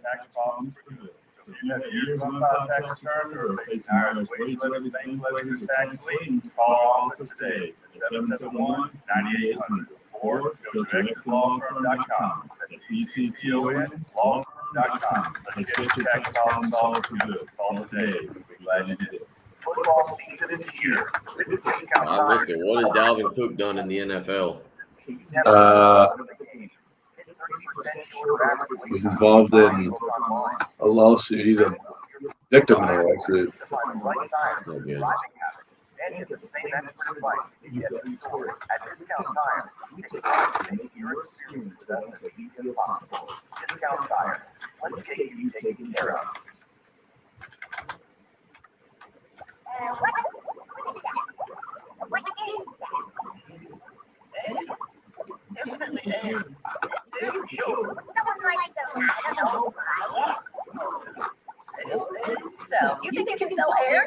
Do you know that Missouri is the worst Power 5 team against the spread this year? Oh, really? I did not know that. 1-8. Save that one. Hold that one for the show. Do you know who the best Power 5 team is against the spread? Power 5 team? Yeah, I bet you don't know. Power 5 team. I don't know. Somebody who's got faces a bunch of big spread, like maybe a Vanderbilt or. There's two teams that are 8-1 against the spread. We know Vanderbilt's not because they lost 62-0 to Georgia. That's true. It's not like they're out here covering. Well, that would make them 8-1 if they covered the other 8. I guess they didn't cover against East Tennessee State or whoever. No, they lost outright. 21-0, 23. 20. UTSA is 8-1. Oh yeah, now that I didn't know. But you said Power 5. Yeah, there's one other team. There's one Power 5 team that's 8-1. Who? Syracuse. How about that? Then we got 4 1-8 teams: Kansas, Missouri, New Mexico, and Southern Miss. Okay. Do you know South Carolina's record against the spread? I think it's actually pretty good. Now, wait, in there, did they have 9 games or 8? Did they count the Eastern Illinois game? Yes. All right. I'm going to go 6-3. They are 4-4-1.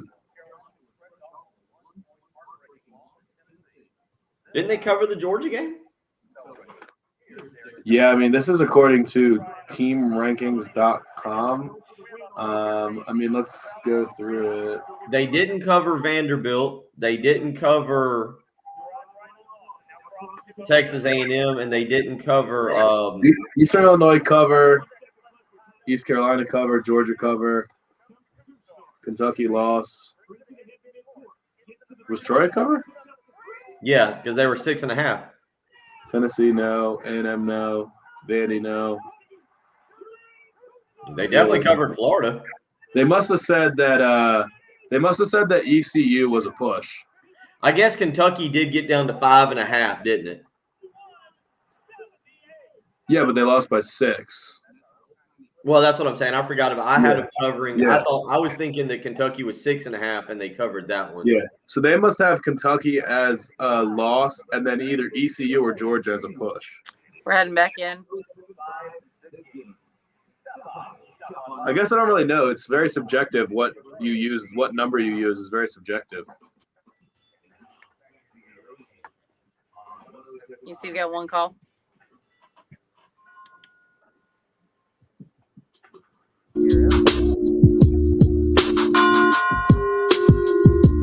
Big day tomorrow.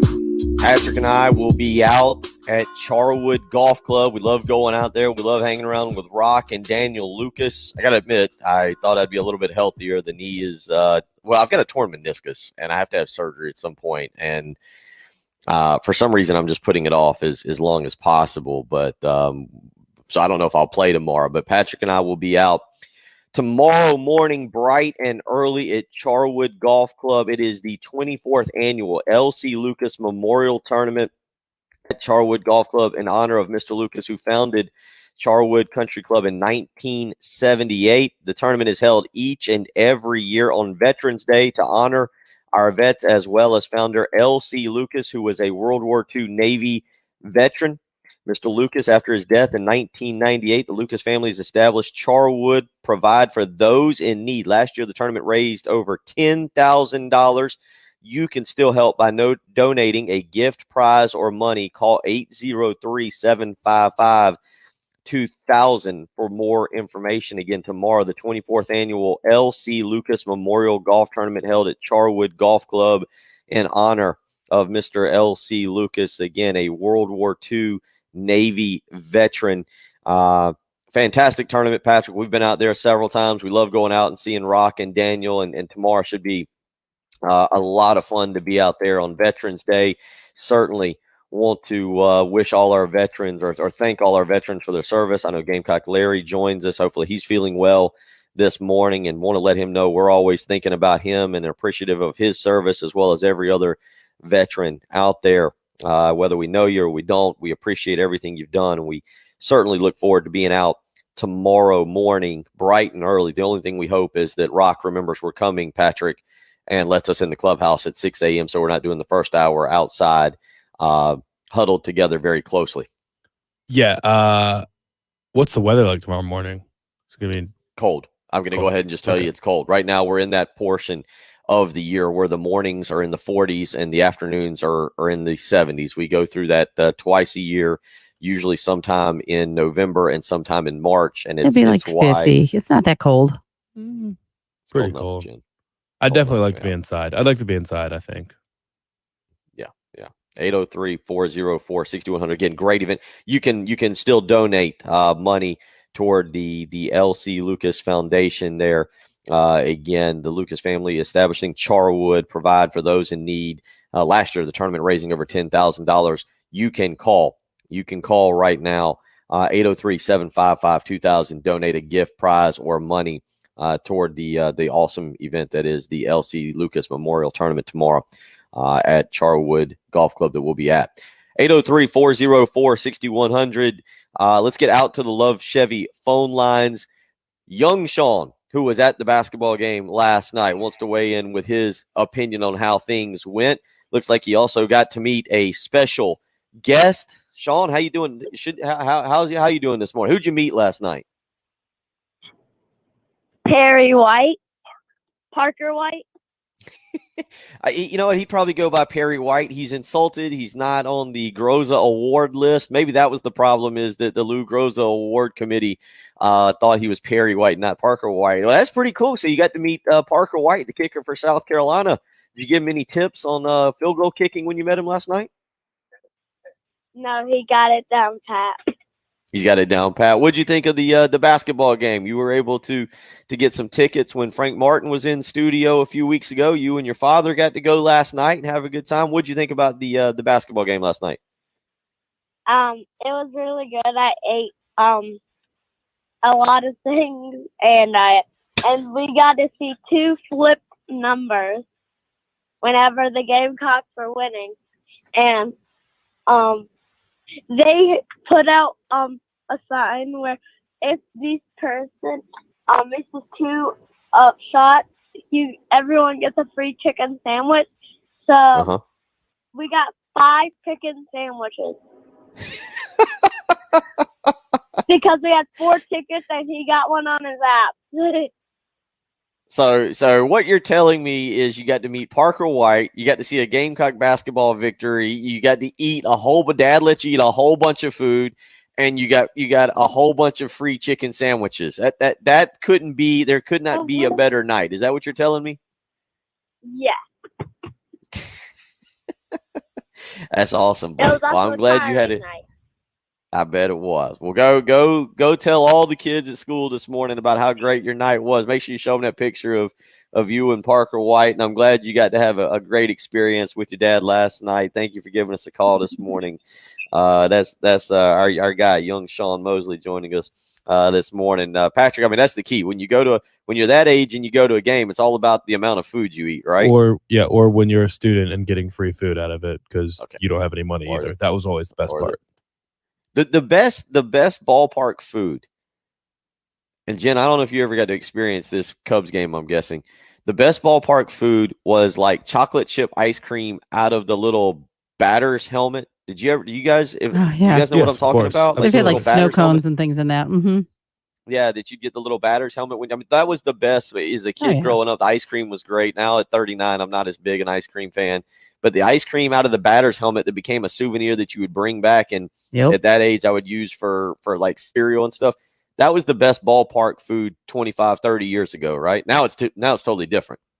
No, but that was fun. That was really cool. That was fun. Yeah, back would be now, fun, honestly.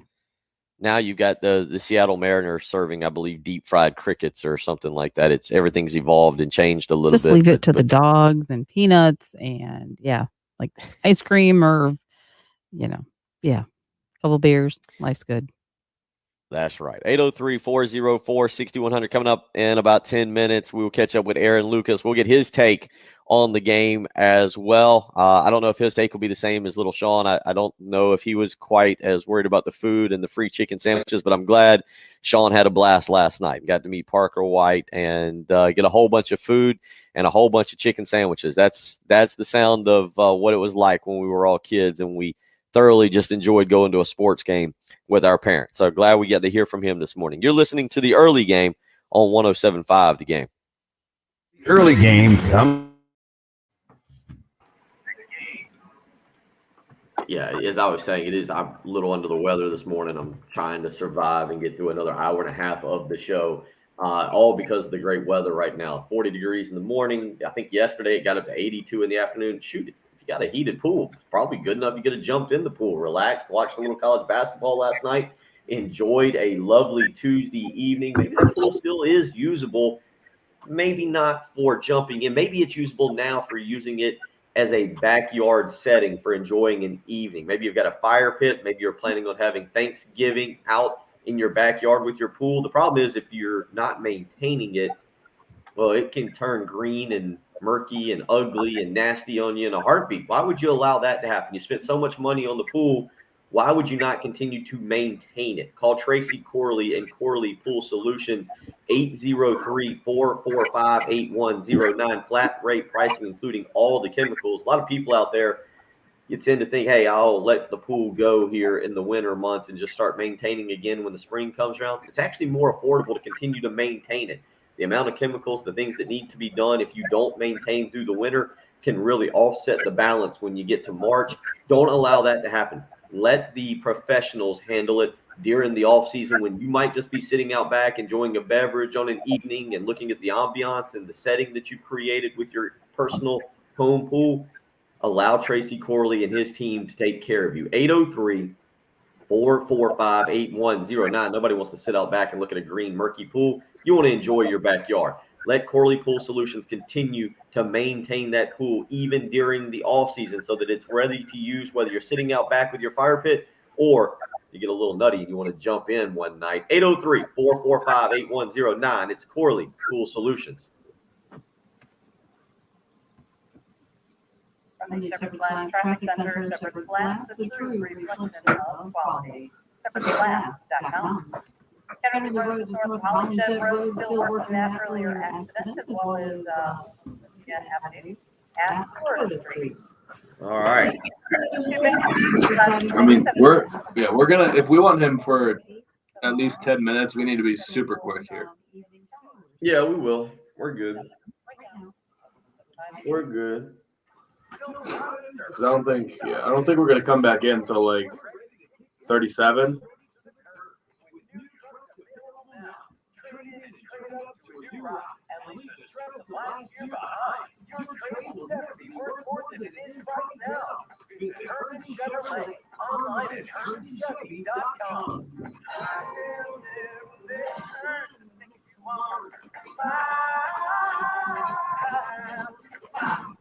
time to remodel. Actually, it's been time to remodel, but you still haven't started. Well, there's no better time than right now. I'm Eddie Springer of Tequila, and we really do make remodeling your kitchen, bedroom, bathroom, or whole house easy. At Tequila, we'll help you every step of the way. We do first-class work quickly, cleanly, and affordably. Call 360-8211. 360. I don't know what y'all are talking about on the live stream. I am. Are people just sending in where they're at right now, or?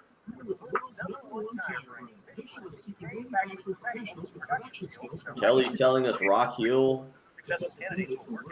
Someone else is telling us Lumberton, North Carolina. Did we say something about that?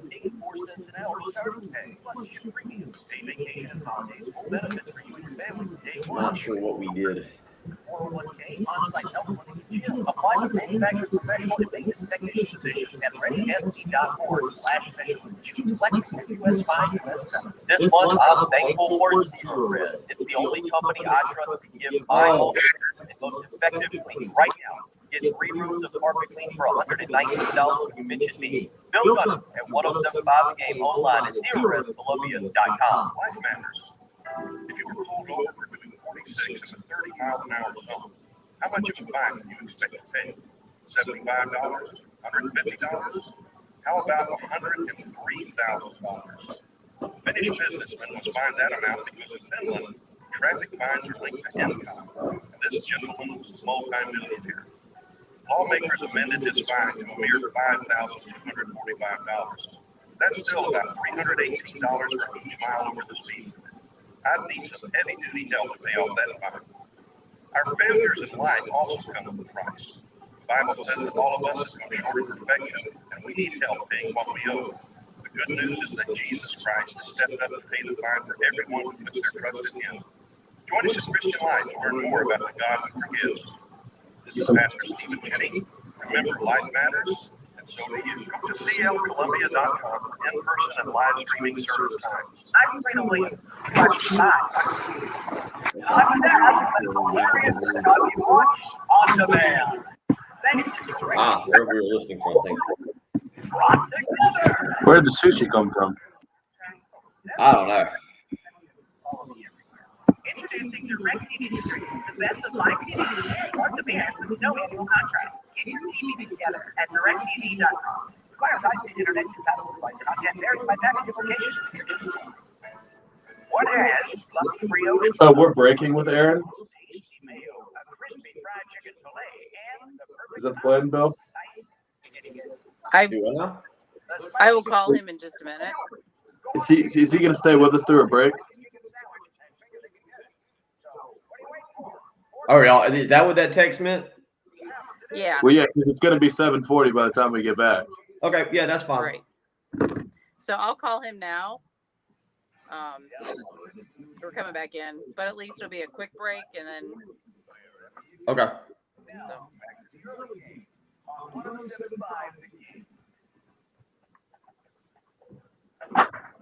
You're up. Every Friday in November, you can join T-Mobile and the game as we team up for free giveaways. Join Heath Klein at Craft and Draft in Irma, 4 to 7 p.m. this Friday. Free appetizers from 4 to 5 p.m. You can also register to win a $250 gift card to Garnet and Black Traditions. All thanks to T-Mobile, the official 5G sponsor of the SEC. No purchase necessary. Must be 18 or over to win. See site for details. Void where prohibited. Again, join Heath Klein. Go by and see him this coming Friday. Craft and Draft in Irmo from 4 to 7 p.m. T-Mobile and the game teaming up every Friday in November for free giveaways. And again, this coming Friday, Heath Klein out at Craft and Draft in Irmo, 4 p.m. to 7 p.m. Free appetizers from 4 to 5 p.m. And you can register to win a $250 gift card to Garnet and Black Traditions. Patrick Heath was, I informed him when I was hanging out with him last Friday over at Old Mill Brew Pub about our joking of his favoritism toward Luke Bryan.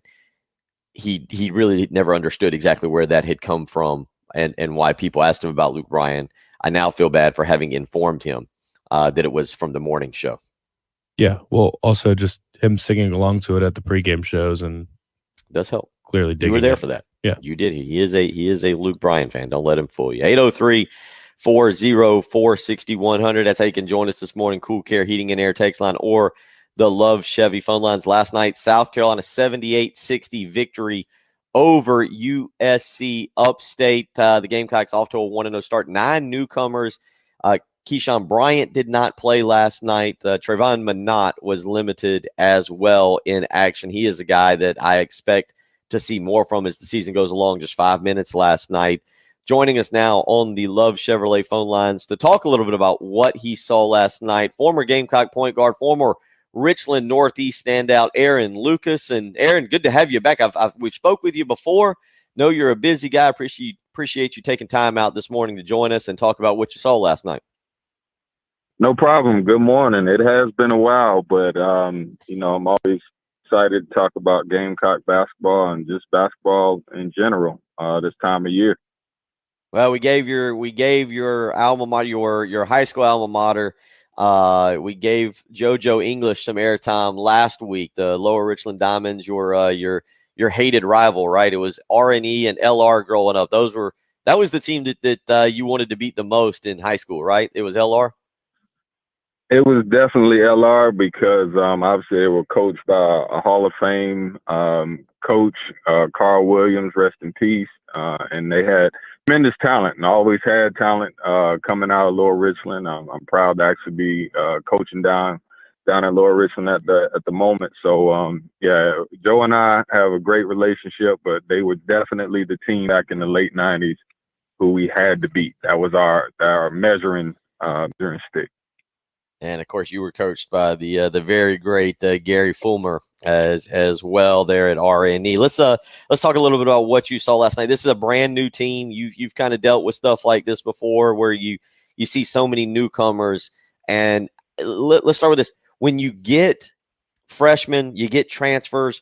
What's a proper timetable to allow teams to gel? Because just doing it in the preseason, Aaron, you'll attest to it.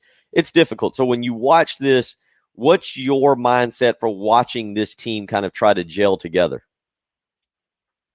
Obviously, the early half of the year, the non-conference schedule is going to be a big test for everybody, just building their chemistry. And some of the things I saw last night was a test to that, where you can see the talent, you can see the size and the ability, but at the same time, you can see sometimes where they don't know at moments during the game who's the go-to guy, who you want to run your sets and run things through. So that was one of the things I picked up early was, the talent and the depth is there for this team this year. However, there were moments during the game where you could see the chemistry it wasn't there yet.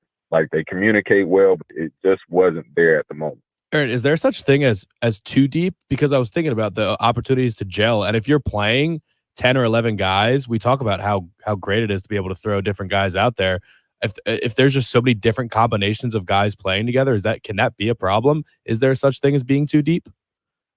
Well, it depends on the style of play, and I think we've all seen Coach Martin over the years in his style of play, where bodies are important just because of the type of intensity that they play with. So I don't feel like that will be a problem with this particular team. I think it has been over the last couple of years where he didn't have the depth that he may have wanted, where, it made it a little bit more frustrating, where guys had to play more minutes. And obviously when you get tired and fatigued, things happen. But I think, again, overall with his style of coaching, his system, I think having enough bodies will work. And I think over the time of the year, they'll figure out who's going to be the guys that will finish games. But, you can never have enough depth in the SEC and playing high caliber college basketball. Former Gamecock Aaron Lucas joining us this morning here as he was there last night. One of the things when Frank was in studio with us, I guess about 2 weeks ago, potentially, Patrick, was talking about point guard play. And you being a former point guard, Aaron, you can understand that as well. Point guard play the last few years, really since PJ Dozier and Rakim Felder leaving the program, has been an issue. What did you see last night for Jermaine Cousinard from Jacoby Wright, Chico Carter Jr. out there? What did you see that kind of stood out to you in terms of this team finding a point guard that they'll be able to count on throughout the season? Well, I'll start with Jacoby because obviously this is in his first year there. You can see the energy, you can see the intensity. He's coming out there and trying to do what he needs to do to obviously stay on the floor, and that typically is going to start on the defensive end with young point guards. I think Chico has the poise and the patience. He reminds me a lot, just his style and the way he conducts himself on the floor of Marcus Stroman in his point guard ability, but Jermaine Cousinar actually impressed me the most with his patience. I think he's learned over the last year or two just how to become a point guard, when to pass, when to take the shot, having a little bit more control over the team in certain situations. Obviously, there were a couple turnovers where, you would want to see him be a little bit more patient, but, I can see his growth over the last 2 years. And hopefully that will translate into something bigger as the season progresses. But, they have the depth. You have guys, if Jermaine gets in foul trouble or just gets tired, you have obviously Chico and Jacoby to come off the bench and be able to still, hold things down and solidify what's going on the floor. He's Aaron Lucas, former South Carolina point guard, joining us this morning. Aaron, if you got a few minutes, we're going to catch a break here. We want to get some more of your thoughts. I know you're familiar with James Reese and want to get your take on he and both Eric Stevenson as well as the big guys. So if you don't have anywhere to be this morning, right? It's Wednesday morning on November the 10th. You're a pretty laid-back guy, right? I would like to say so, but, I do have a job, and I've had kids that I work with all the time. So, but I always try to make time for my Gamecocks and love talking to you guys. So I'm here. What? Yeah, we got a short break here. We're going to come back and wrap up the hour with you, if that's all right, and get your take on that. And we're speaking with Aaron Lucas, former Gamecock point guard. Give us just a few minutes. We'll come back with Coach Lucas here this morning on the early game on 107.5 The Game. Dan Patrick, weekdays 9 until noon on 107.5 The Game.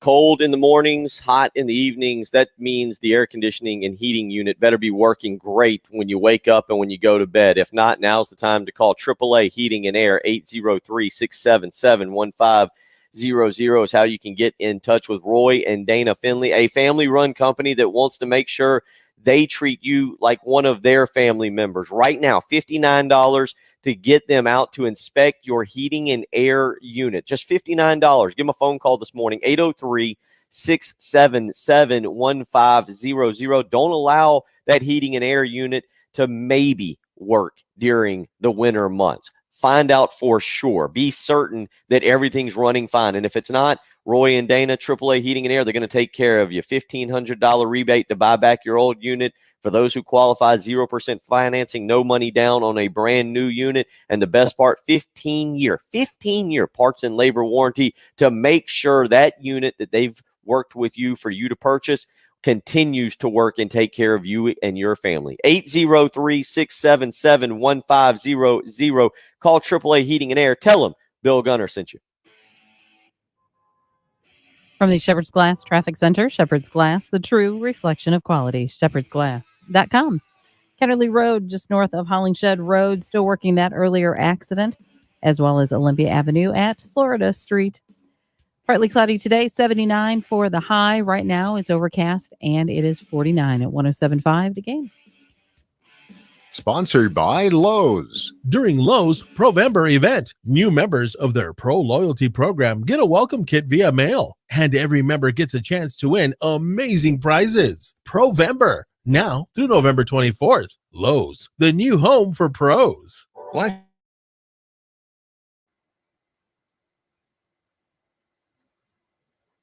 was looking to see, I wonder if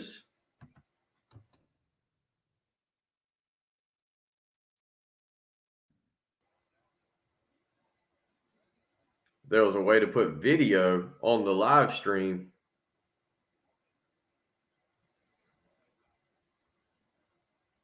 And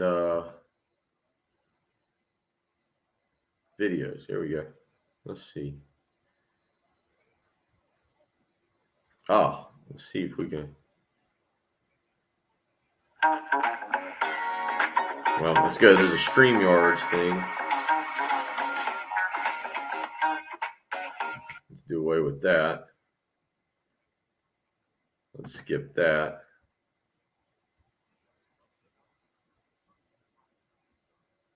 Is there a way to download that?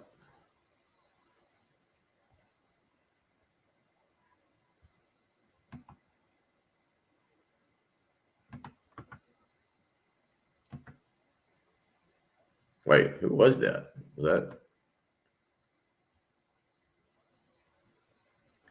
Oh, that was not for South Carolina.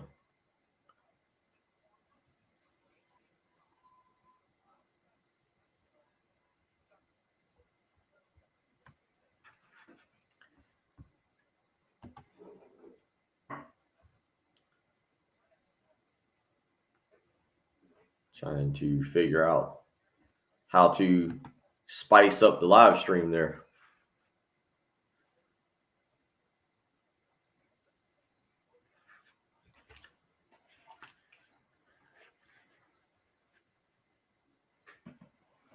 Oh, perfect.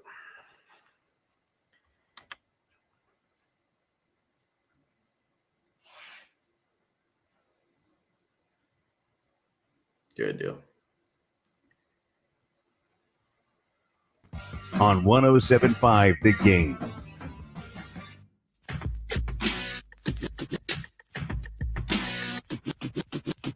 Back here on the early game, big thank you to Aaron Lucas, former Gamecock point guard, who we've got a nice picture of, Aaron. We've got a good picture up of you on the live stream to make sure everybody remembers number 5, taking care of the basketball for the Gamecocks back there in the early 2000s. Last night you were there at Colonial Life Arena. A guy that you're familiar with, James Reese, was making his actual debut, not the exhibition debut, but his actual debut, and also Eric Stevenson, two guys that will be counted on to provide some shooting and some scoring from the perimeter this year. And not the best night shooting, but what was your takeaway from those two guys?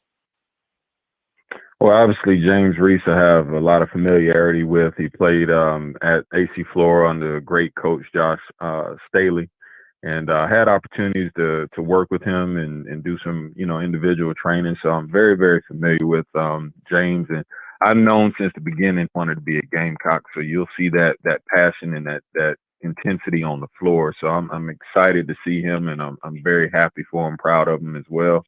But he's always had the ability to shoot the ball. He plays with a high motor, high IQ. So he brings a lot of the athleticism from the wing position that we haven't seen consistently, and he's able to knock down shots. And I think we saw some of that over the exhibition game as well as this game here. Eric Stevenson, obviously I'm not as familiar with, but had an opportunity to see him once I was able to get there. And he brings a lot to the table. He does a lot of things that doesn't really show up on the stat sheet. He's always around the basketball. I think defensively he rebounds well from the guard position. I think he had 6 rebounds last night. So he's always around the ball. Didn't knock down the shots that, he had some good looks, but, obviously there are going to be days like that. But, he took some good shots. He was able to create off the dribble. So the two of them, along with Cousinard in the backcourt, I think, that's a good recipe for, having what you need. You look at the big guys, certainly a lot of height and length, maybe more than I've seen in a long time. Josh Gray and Wildens Levesque at the start last night. Just having that kind of height, length, depth, how does that change maybe what Frank Martin or what you've seen Frank Martin do in the past? Well, Josh Gray is impressive. I'll tell you, the moment I walked in the gym and I was with my son and I was thinking, who is this kid? Where did he come from? And, obviously I've, done some research on the team prior to, but just to see the young men in person, he is very impressive. Just from a physical standpoint, his length, his athleticism, he runs the floor well, very strong.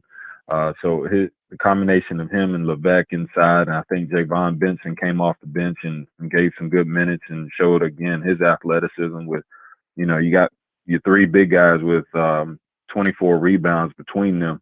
That's something that you should be able to count on down low, and just having that presence to be able to, change shots in the interior, be able to make shots. I think, we saw several lobs go towards the rim. All of them weren't successful, but just the fact that they're trying to do that now, you have the size and athleticism inside to be able to do it.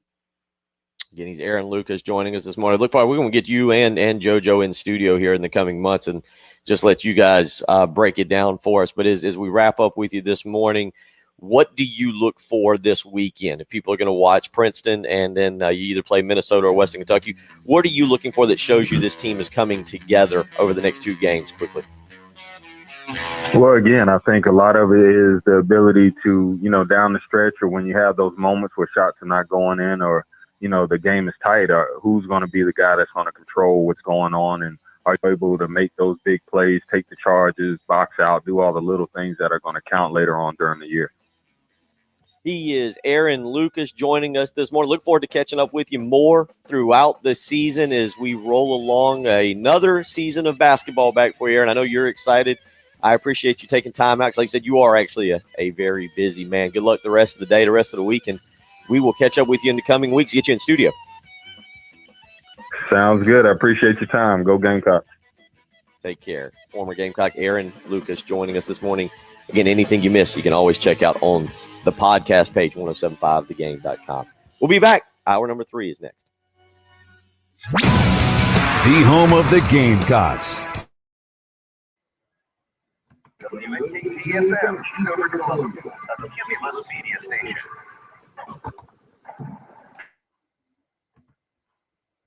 From the 60s to that place. There is some things you always tell me. But the dividing ability for good is now America's most trusted automatic. All right. For a minute, hobble over there.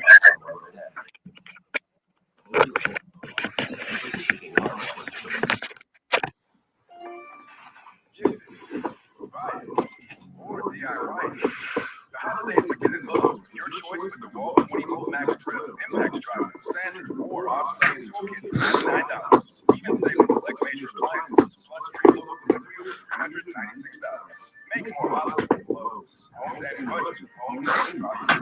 Appliance operations of the same box. Cisco retail web, electricity, water, All right. One more hour.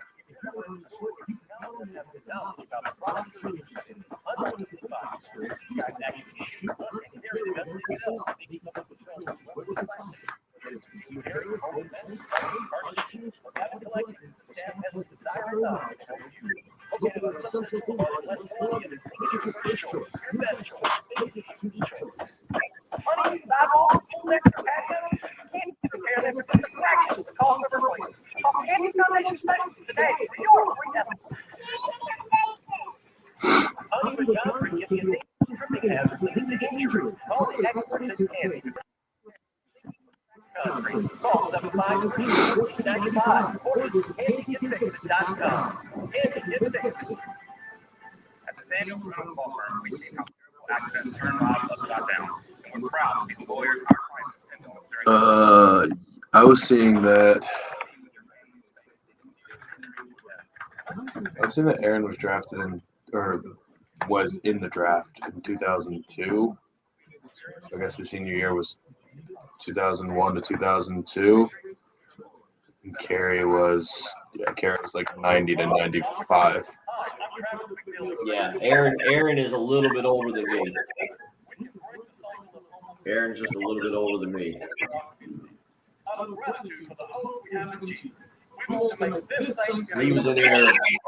He was in there with Chuck Edson and Roe Howell. Roe Howell was a year or two after him. I think Roe was my age, 2000.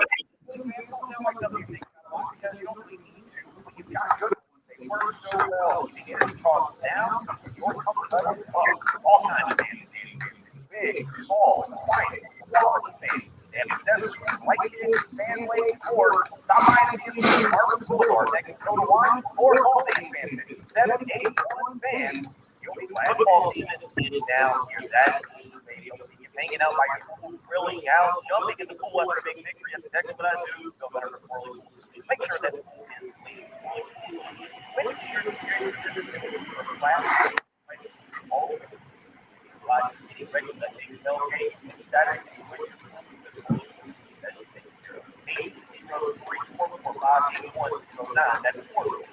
Silverados are back in stock at Hertz Chevrolet. We're ready to kick the inventory shortage to the curb with new trucks available now. Trade in and trade up to a new route and leave the stress of last year behind. Your trade will never be worth more than it is right now. Visit Hertz Chevrolet online at HertzChevy.com.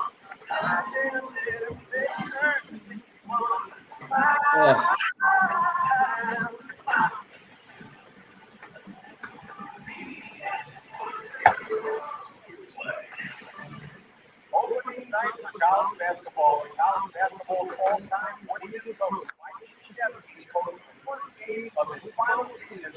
Coming away with a career win number 1171.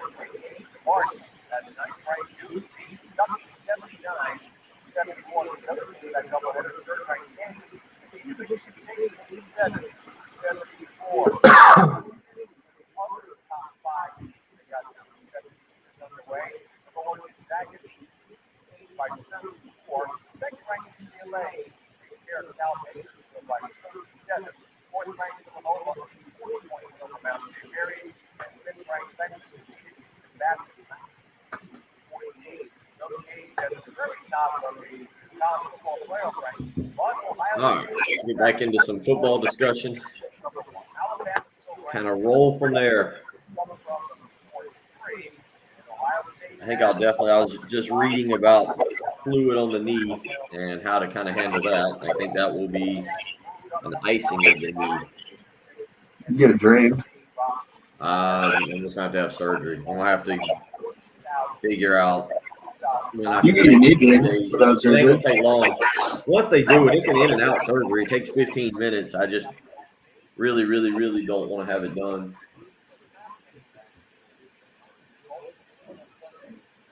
It was fine. That's the crazy thing. Monday, I thought it was as good as it had felt. I was swinging a golf club on Sunday.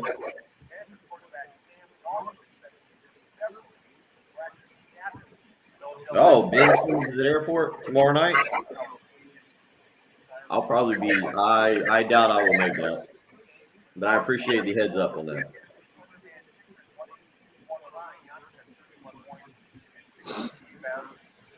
This is our first week without soccer. I've actually gotten a few nights off. We had basketball last night at 7:45 at Lexington's gym for Austin.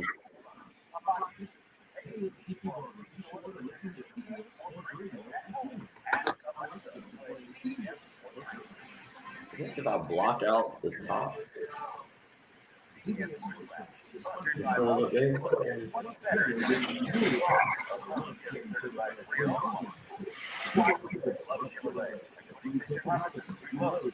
Might play with that later.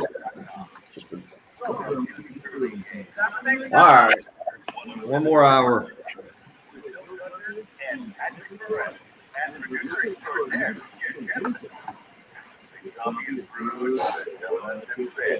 It's time for the early game. On 107.5, the game. Big thank you again to Aaron Lucas joining us this morning to talk about college basketball win 78-60 over USC last night. Aaron, one of us will have on throughout the season, him and JoJo English head coach over at Lower Richland. We'll get those guys. Patrick, I feel like if we get those two guys in studio, that's a lot of knowledge and back and forth. I don't know if you and I would be able to get a word in edgewise with those two, but I do feel like a lot of people would enjoy hearing from both Aaron and JoJo, and just not only being Midlands guys, Midlands basketball high school players, but growing up here, going on to South Carolina and watching the evolution of South Carolina basketball really over the last 31 years. Yeah, exactly. More to talk to them about than just this current South Carolina basketball team and what they're seeing from them. I think both interviews, we could have gone for a full hour. So, yeah, I'm all aboard bringing them both in studio and letting them just take control of the show for an hour. They can have our jobs for an hour. I'll just sit back and listen. I'll be happy to do it. Yeah, 803-404-6100. If you want to join us this morning, you can do so on the Cool Care Heating and Air text line or the Love Chevy phone lines. You can join us on the Buford Lending live stream as well. You can go to our Facebook page, the 1075 The Game Facebook page, and watch us there. You can go to the youtube.com website and search 1075 The Game and locate our page there. You can join in that way. Conversation today has ranged. We've gotten into we're pushing up on it. What is it? 2 weeks from tomorrow. 2 weeks from tomorrow is Thanksgiving. Unbelievable. 2 weeks from tomorrow will be Thanksgiving Day. But this morning, some of the live stream conversation has centered around Jen's never having tasted eggnog, ugly Christmas sweaters, and when is it too early for Christmas music? I listened to some Christmas music yesterday and just couldn't get into it. Just Mariah Carey didn't resonate yesterday about all she wanted for Christmas. The Grinch didn't seem to resonate. So I'm still saying 2 weeks before Thanksgiving is a little too early for Christmas music. Now, I'm not going to say Christmas movies. I think you can certainly get into the Hallmark movies, maybe A Christmas Vacation, maybe something like that. But still, we're pushing up on that time of year. I mean, yeah, I'm excited for Thanksgiving, but I'm ready for Christmas everything. There's not enough time in December, so you'll never hear an argument from me about it. This is true. I'm all aboard. You can start it literally whenever. I don't like Halloween, so if you want to start in October, I'm fine with that. I think that the general consensus, Hope weighs in on the live stream, is Christmas music. She says Christmas music for me starts the day after Thanksgiving. I feel like a poll question probably next week or something.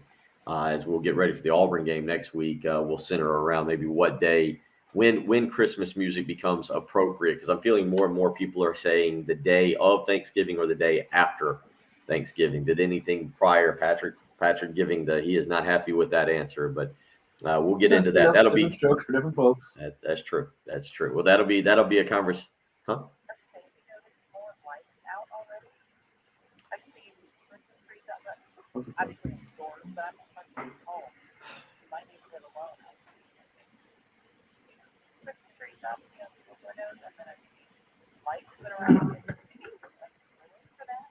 Well, you spend all the money to get them. You don't want to have them up for just 1 month. Get the extra time in. It's a good point. Get your money's worth. It's a good point. Yeah. Well, yeah. A lot of hot takes here on the Christmas music, the Christmas movies, and now the Christmas lights. Jen, I'm just now becoming accustomed to the time change and it being dark at 6:30. We had a late basketball practice last night, 7:45 here in Lexington, and I'll be honest, by 6:30 I was on the couch, and I really was content to just lay there for the rest of the night. So no basketball practice tonight, so I may be in bed by 7 tonight, depending on how things go. Tomorrow, do want to remind you and tell you all about a great event that Patrick and I will be at tomorrow. The 24th annual LC Lucas Memorial Tournament will be held at Charwood Golf Club in honor of Mr. Lucas, who founded Charwood Country Club in 1978. This tournament has been held every day the last several years on Veterans Day to honor our vets, as well as the founder, LC Lucas, who is a World War II Navy veteran. I've had an opportunity to play in this tournament the last several years. I've played with Perry Orth. I've played with Rock himself. Phenomenal event and really cool that Charwood does this. Again, after Mr. Lucas's death in 1998, the Lucas family established Charwood provide for those in need. Last year, the tournament raised over $10,000. You can help yourself if you would like by donating a gift, a prize, or money. Call 803-755-2000 for more information, but certainly money going to help veterans. Again, Veterans Day tomorrow. Thank a veteran out there. We always thank our buddy Gamecock Larry, who we hope is doing well this morning. We've not heard from him, but we know there's a lot of veterans out there, and certainly we appreciate everything you have done for us, for our ability to live the way that we do here in this country, for us to enjoy college basketball last night, to enjoy college football this coming Saturday, which we'll discuss here in just a second. But tomorrow, fun event. Patrick and I will be out at the 24th annual LC Lucas Memorial Tournament held at Charlwood Golf Club in honor of Mr. Lucas. Again, this tournament is held in honor of not only Mr. Lucas, but Veterans Day to honor the vets, as well as Mr. Lucas, who himself was a World War II Navy veteran. You can help by donating any money to the cause. 803-755-2000 is how you can do that. 803-404-6100, how you can join us here on the Love Chevy phone lines in the Cool Care Heating and Air text line. Patrick, again, we'll get into South Carolina, Missouri this hour as Shane Beamer talking yesterday, and we officially kind of turned the page from a great victory over Florida to now trying to become bowl eligible on the road. But again, last night, the college football playoff coming out, or the college football playoff rankings coming out, and Patrick, I think this thing is going to work its way out. Do you kind of agree with me on this? Like, I know some people are weighing in. I think that at the end of the day, Michigan, Ohio State are going to play each other. We're gonna get an answer there. Michigan State, Ohio State still have to play each other. Georgia, Alabama have to play each other. Oklahoma's got to go through Baylor, who had a bad loss last week to TCU, but also Oklahoma has to go through Oklahoma State, who's number 10 in the college football playoff ranking. Are you of the opinion that the week of the championship weekend, December 4th, there's still going to be like chaos, or that we're going to be pretty close to having a good feeling and understanding for where we're at? No, I think we'll have a decent feeling, but it feels like almost every year the same thing happens where there's one team that gets left out that feels like they had a strong case to be in there or felt like they deserved to be in there. I think this year is probably going to end up being Cincinnati, because I just see somehow, some way, Alabama and Georgia both can end up in there. Maybe, I mean, there's a world where two Big Ten teams could end up in there. I mean, I think that just Oklahoma will probably end up jumping Cincinnati. I wouldn't even be shocked if Notre Dame ends up jumping Cincinnati, like something crazy like that. So, no, I think like most years, last year was Texas A&M. Usually it's Ohio State with one bad loss thinking they deserve to be in, and they get left out. So, no, I think someone's going to be left with either one loss that looks really good, or an undefeated Cincinnati is going to be left out, and it's always going to be a talking point. I'm not saying, so if you listen to what I say and then kind of rattle this one around in your brain for a second, I do think there's an interesting scenario that could play out here. And that is the potential for a one-loss Notre Dame team whose one loss would potentially be to a Cincinnati team that will be top 6. But let's say, Patrick, a one loss. We all know the ego of Notre Dame, right? I don't need to join a conference. We're our own entity. We don't need to be a part of anything else. We deserve this. We deserve that. I don't dislike Notre Dame. It's just I think we all know the ego of Notre Dame. Notre Dame's got Virginia, Georgia Tech, and Stanford left on their schedule, and obviously no conference championship. The game is at Virginia. The game is also at Stanford. They can lose. We know that upsets happen, but they're going to be favored by, what do you think, a touchdown in each of those games? Does that seem fair? Sure. Maybe, I don't know what they're favored by this weekend. I'll look that up here in a second, because Virginia might actually be their toughest game left. But we know the ego of Notre Dame, Patrick. And if they get left out with one loss to a Cincinnati team who we say doesn't get into the college football playoff after they're undefeated, what do you think we hear from Notre Dame? Because I feel like you're going to hear a lot of fussing and crying coming from South Bend. Probably from them, but no one's going to listen to it, because the whole reason that Cincinnati's not being respected is because everyone's saying, okay, yeah, they're undefeated, but they haven't looked good in a lot of their wins, and their premier win is Notre Dame team, who's not good this year.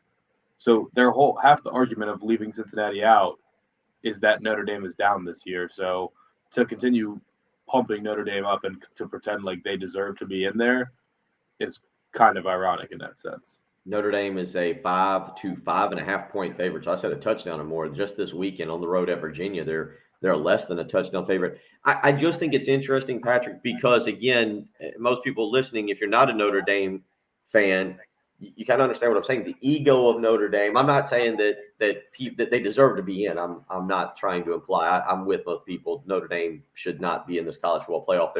They don't have a great win. Their best one is Wisconsin, who we know is not having the best year.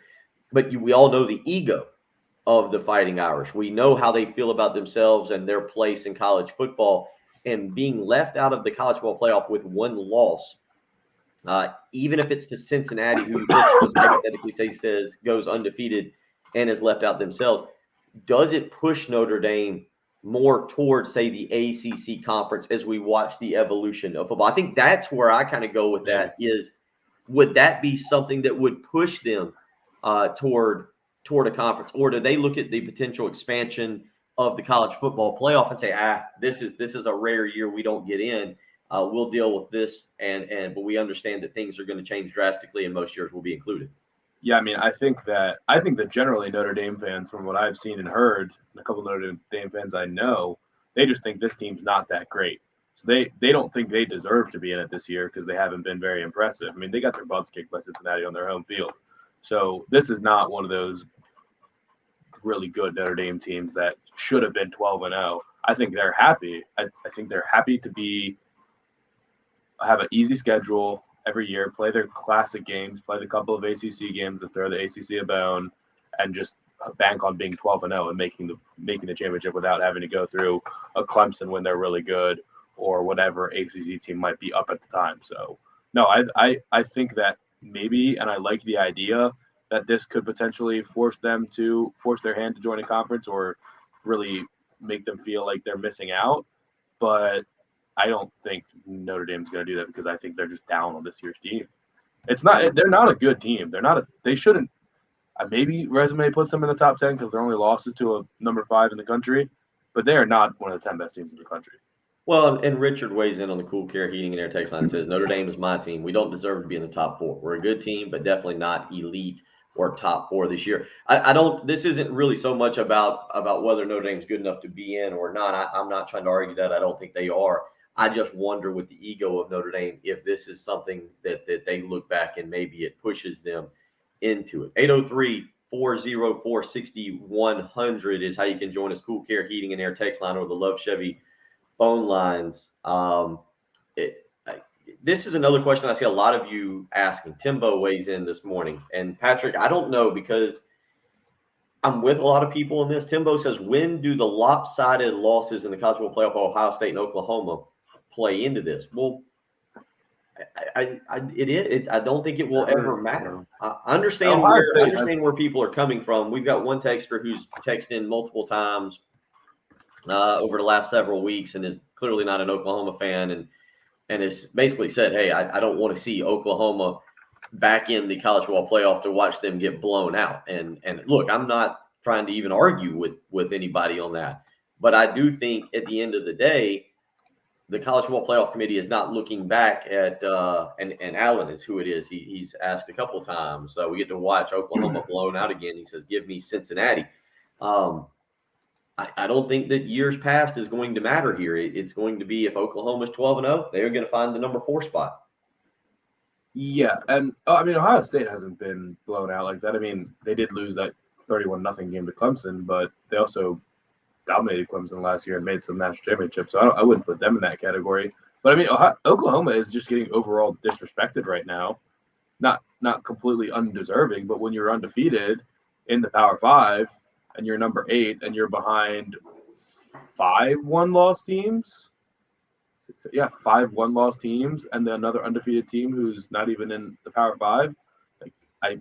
Maybe that's in the back of people's minds where you look at Oklahoma and say, yeah, they're undefeated, but they haven't looked good in any of these wins. And also, we know what happens when they make the college football playoff. So they're really going to have to prove their worth for the rest of the season if they want to impress us enough to get in that top 4.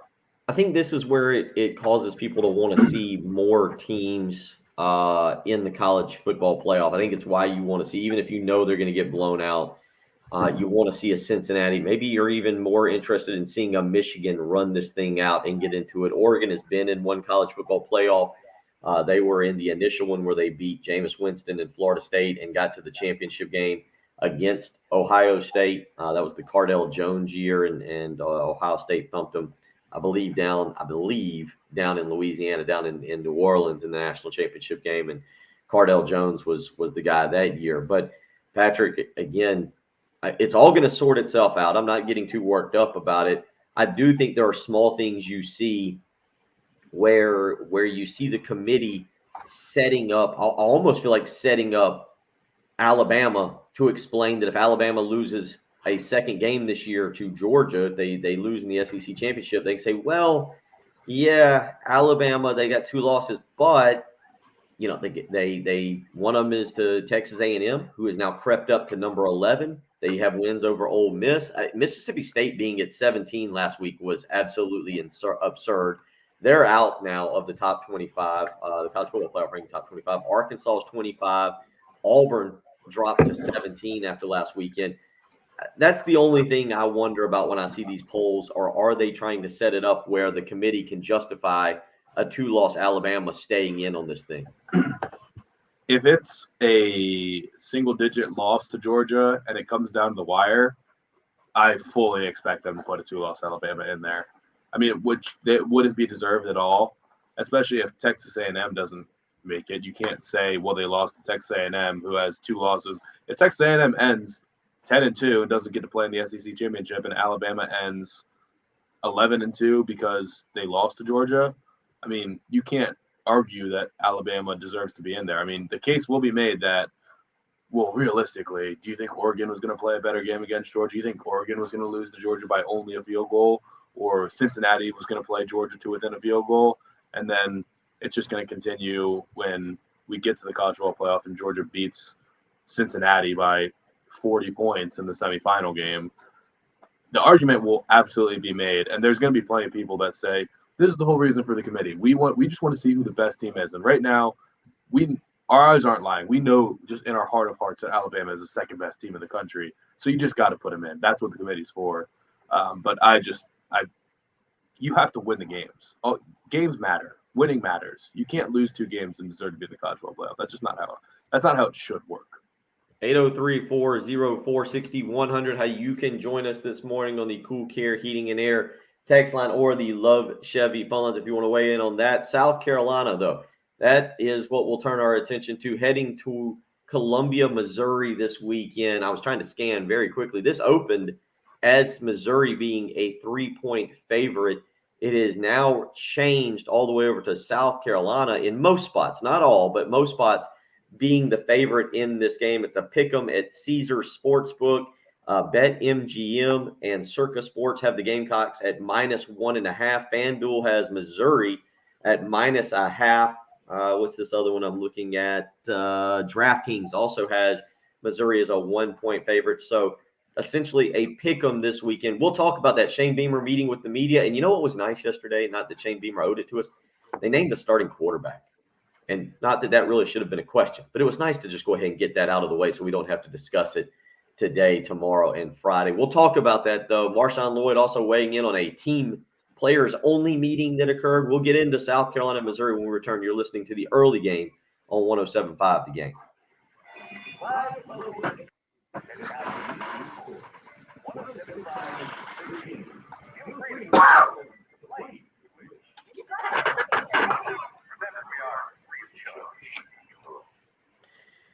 Do you suffer from pain?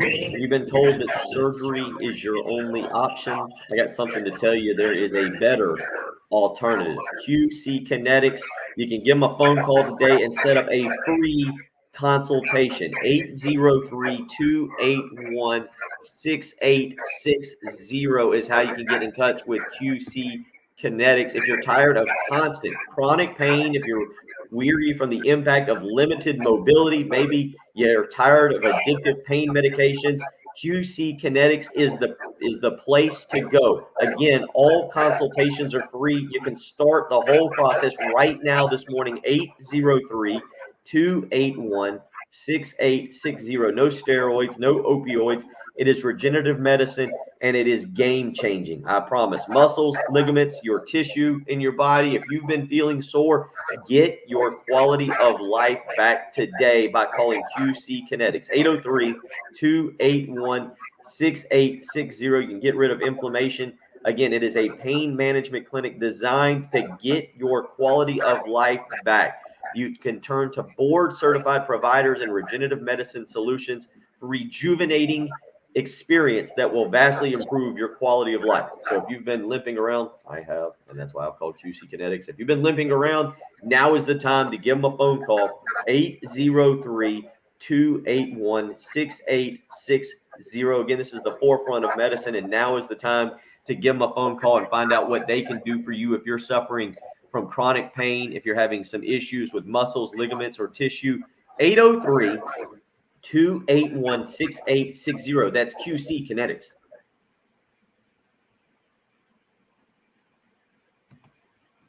From the Surface Glass Traffic Center, Surface Glass, the true reflection of quality, surfaceglass.com. I-77 southbound. Have you seen who's fighting on the undercard of the Jake Paul Tommy Fury fight?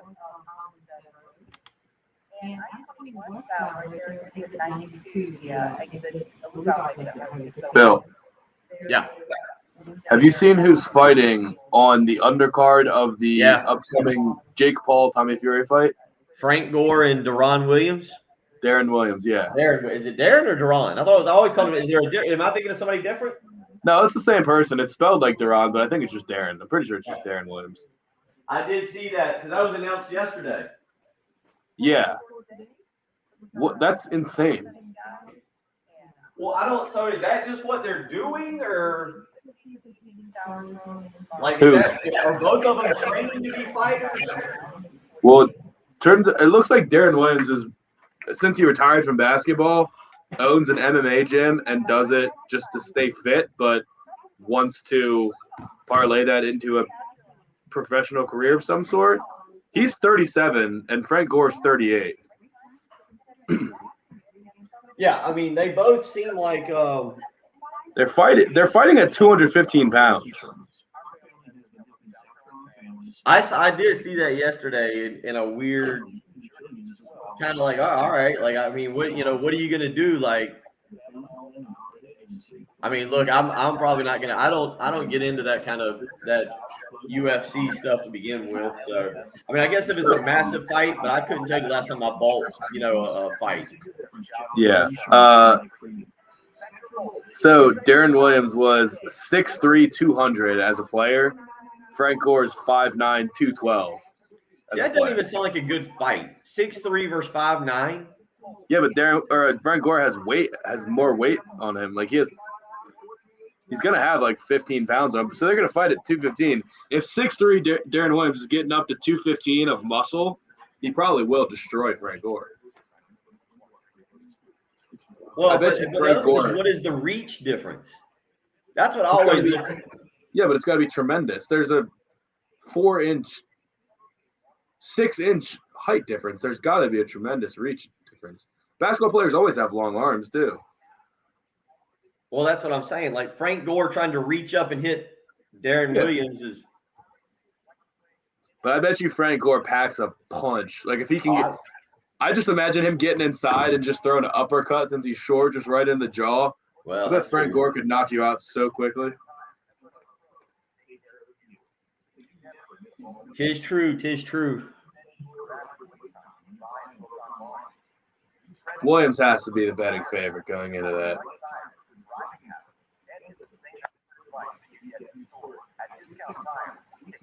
You find a line on it?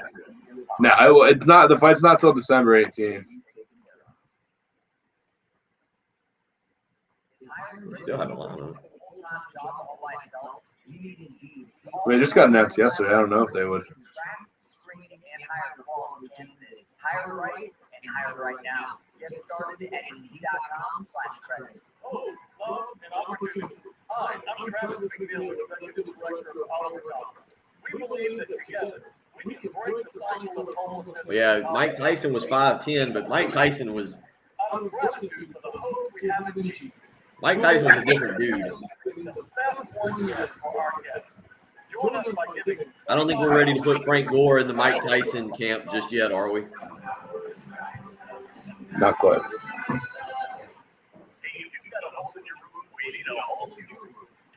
All right, I'm at my house by myself, and something in the upstairs either just fell over or like there was a big rumble upstairs above me. Absolutely Foundation. 356-1919 is the number to call for all your movement and work roofing needs. The quality and craftsmanship of the That was are top uncomfortable. especially commercial and industrial roofing systems.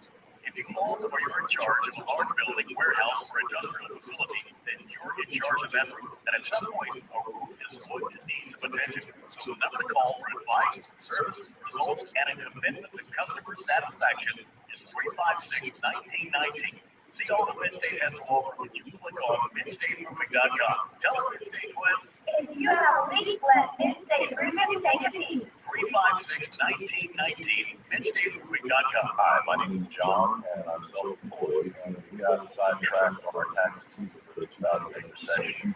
Okay. Now, cats don't make that. That was loud. I know y'all couldn't hear it, but Yeah, cats are notoriously quiet. like that sounded like somebody getting out of bed, or it sounded like my son playing basketball. Like it was not something that weighed less than 15 pounds. Over a decade, our office has been dedicated to helping hardworking individuals and businesses solve tax problems for good. So if you have I'm a little unsettled right now. tired of waiting for the bank for tax lien, call our office today, 771-9800, or go to exitLawFirm.com. This is lawfirm.com.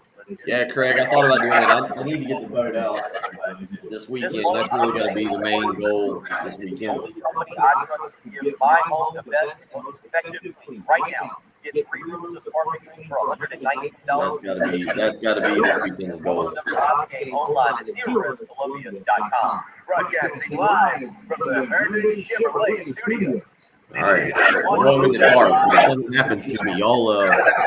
No, there's no cats in the house. Cats are not in. There's no cat in the house.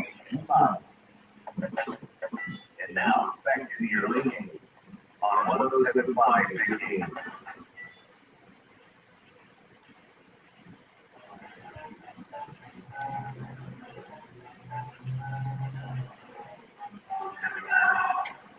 Again, reminder, this coming Friday, 2 days from now, you can join Heath Klein at Craft and Draft in Irmo from 4 p.m. to 7 p.m.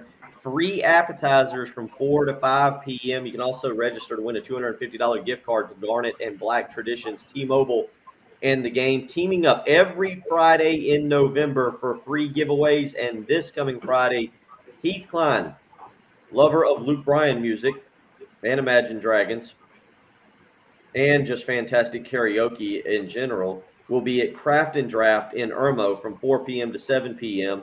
No word yet if they'll be having a karaoke contest afterwards that Heath will participate in. Free appetizers from 4 to 5 p.m. You can also register to win a $250 gift card to Garnet and Black Traditions, all thanks to T-Mobile, the official 5G sponsor of the SEC. No purchase necessary, must be 18 or over. See site for details, void where prohibited. Again, Heath Klein this coming Friday, thanks to T-Mobile and the game, who are teaming up every Friday in November for free giveaways. Heath Klein at Craft and Draft in Irmo, 4 to 7 p.m. this Friday. Make sure you get out there to listen to him do karaoke. Phenomenal at it. Absolutely phenomenal at it. He is a man of many talents. 803-404-6100. Mark weighs in on the Cool Care Heating and Air text. I got to listen to the whole show, Mark. You got to listen to the whole show. He says, why no discussion of our number 1 basketball team beating number 5 on their court? Yeah, we discussed it. The last segment was devoted. Open the show with it. We opened the show. Yeah, we trust me. It's a 3-hour show. We try to bounce around on topics. We weren't going to do 3 hours on it, but yeah, it's certainly a good night for Dawn Staley and her team as they go on the road and win 66-57, avenging the loss last year to NC State. Again, now I've just completely blanked. Zaya Cook last night. Thank you. 17 points in 36 minutes, 6 of 13 shooting. Aaliyah Boston didn't score a lot, 8 points, but she impacted the game in a lot of ways, especially defensively. 5 blocks, 6 rebounds on the night. Didn't need to have her with a great offensive performance, but she was steady defensively. You also got 14 points from Destiny Henderson last night, 4 of 8 shooting in 27 minutes. So the Dawn Staley-led Gamecocks moved to 1-0 on the season, picking up a big win early. They will need to shoot the ball better from 3-point range. 3 of 12 the shooting last night. Probably not good that both the men's and the women's combined to shoot 7 of 32 last night from 3-point range, but certainly something that can pick up in the weeks that come. Both teams back on the court Friday night. South Carolina in Asheville for a multi-team tournament against Princeton. Dawn Staley and the girls heading out to South Dakota to take on South Dakota out there. That game will be at 7 o'clock. The guys' game will be at 9:30. You can hear both of those right here on 107.5 The Game. 803-404-6100, 834 on your Wednesday morning. Hope you're doing well. Patrick, again, Shane Beamer speaking with the media.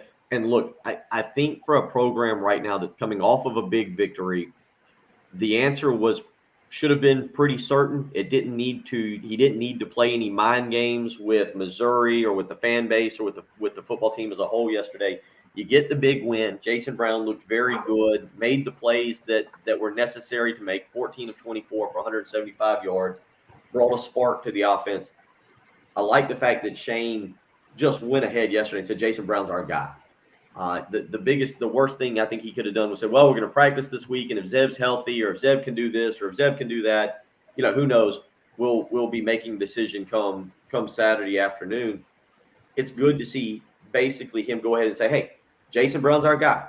He's the leader of this team. He provided a spark, and he's going to be the starter this weekend on the road as South Carolina goes for bowl eligibility.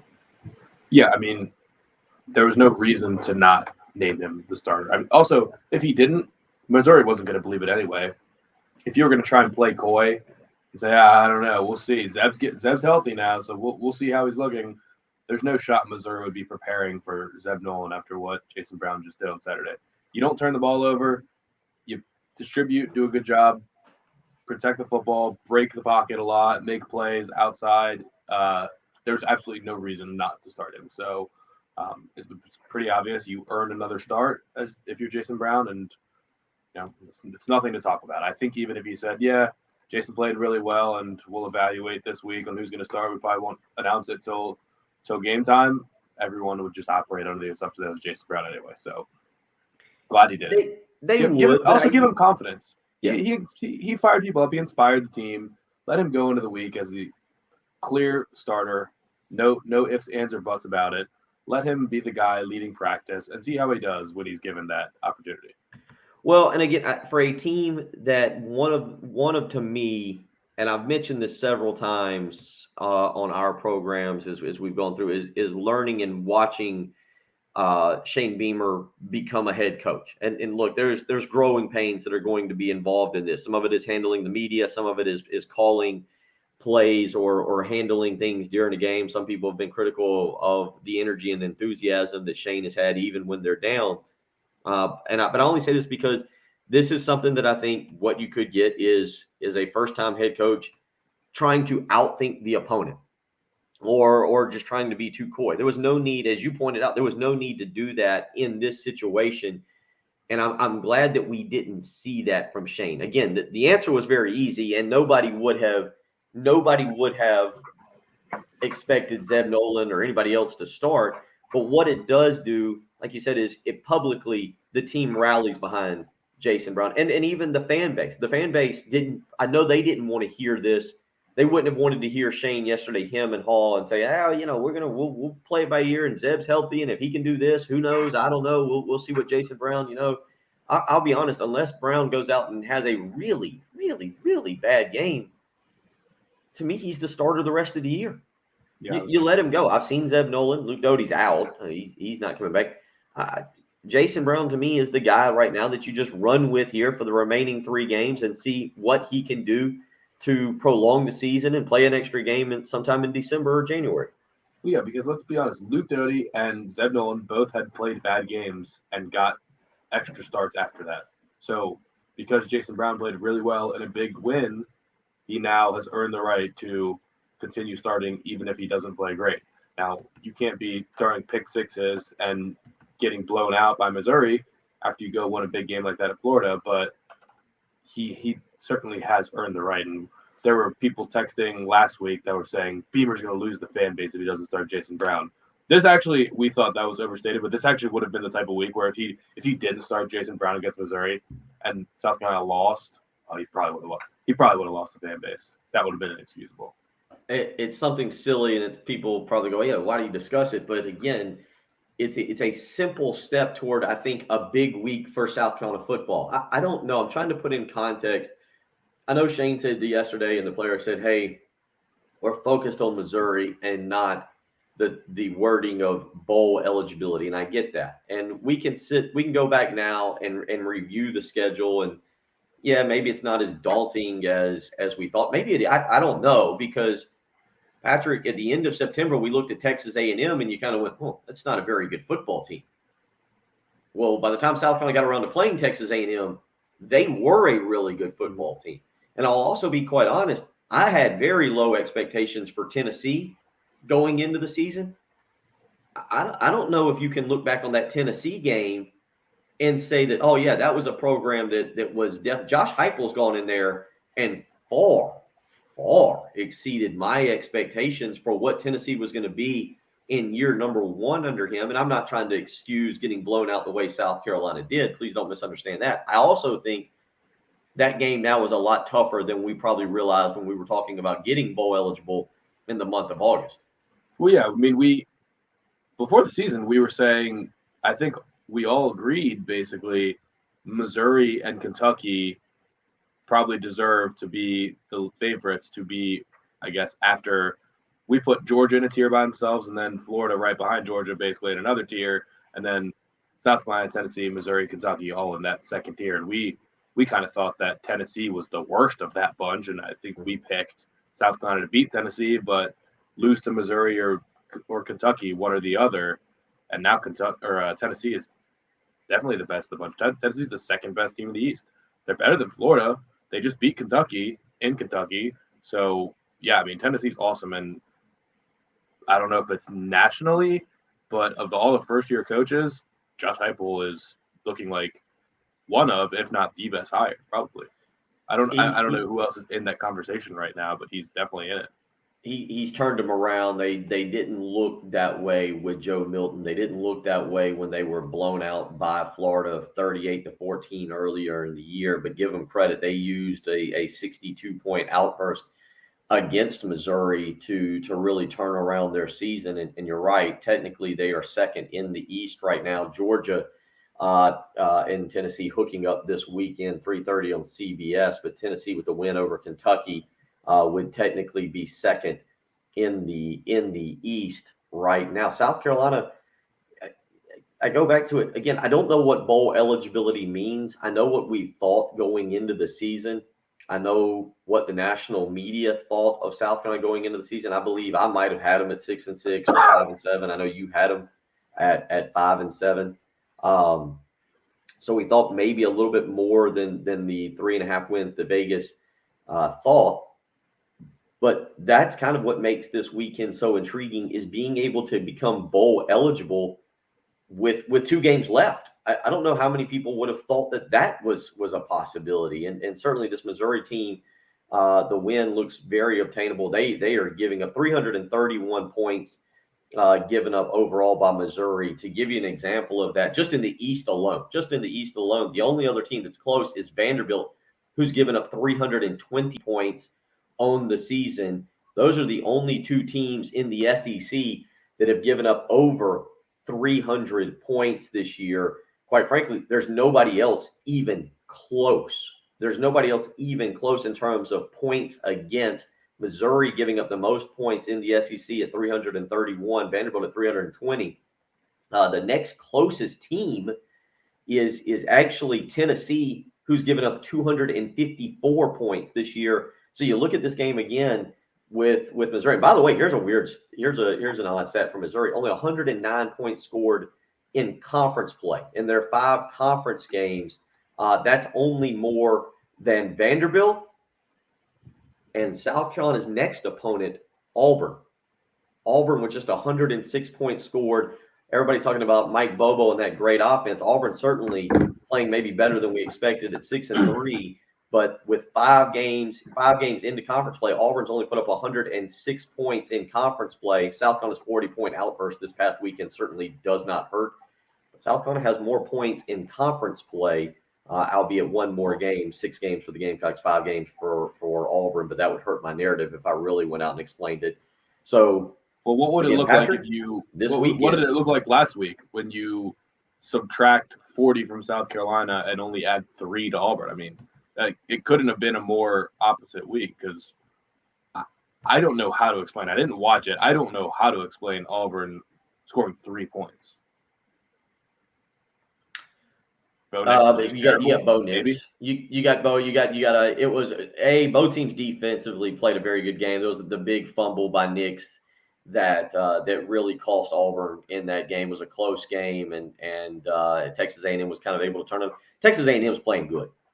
Again, we get caught up in the narrative. Texas A&M lost an ugly game to Arkansas. They lost a very ugly game to Mississippi State, and we all kind of wrote Texas A&M off. There was the jokes going around. They'd spent too much money on Jimbo Fisher, not enough recruiting a backup quarterback. And Texas A&M has turned it on since then and looks the part of a top 10 football team that we thought that they would be. There's another quarterback issue, by the way. If you just want to talk about quarterbacks in the transfer portal moving forward, Zach Calzada is a sophomore. And Haynes King, the quarterback, the original starting quarterback for Texas A&M, who broke his leg early in the season, is also a sophomore. It might be a redshirt freshman. It is his second year. I don't know if he. I guess he is. I guess he's technically because of the COVID year. I guess he's still technically a freshman. But yeah, young quarterbacks. Calzada is a sophomore, and Calzada's moment's always going to be beating Alabama, but Jimbo Fisher will have to deal with that. And in the day and the age of the transfer portal, and I've got one free transfer, Texas A&M keeping 2 of those quarterbacks on the roster seems highly, highly unlikely. We'll wrap up this conversation and wrap up the Wednesday episode when we return. You're listening to the early game on 107.5 The Game. You're listening to 107.5 The Game. WNKT-FM. Right now, if I just said excellent to good rates are still available, would your ears perk up, especially if I was talking about your mortgage rates? It definitely would. That's why you need to call Benji, Getsy, and Buford Lending, 843-524-2404. Right now, Benji and his team have been saving people $300 to $500 a month when they call him and work on saving money by lowering their interest rate. And right now, as Benji has said, the Fed has been very clear that they want to finish tapering bond purchases by the middle of next year. They've also shared there will be no rate hikes until they are finished tapering. How about that? No rate hikes. So you've got great opportunities right now to save money by getting a free evaluation from Benji Getsy and Buford Lending. As Benji likes to say, why would you call Wall Street? The rates on Bay Street in Buford are just as good and even better. That's why today is the day to make that phone call to Benji and his team and let them earn your business. 843-524-2404. How refreshing is it to hear somebody that wants to earn your business, that will do a free evaluation and be able to tell you without you spending a dime if they're able to help you or not. That's exactly what Benji Getsy and Buford Lending are doing. 843-524-2404. That's how you can get in touch with them. But the bottom line, home loan rates are behaving well post-taper announcement and making for a great opportunity to purchase or refinance. Find out for yourself. Don't just listen to me. What do I know? Benji Getsy's the expert. 843-524-2404. That's Buford Lending and Benji Getsy.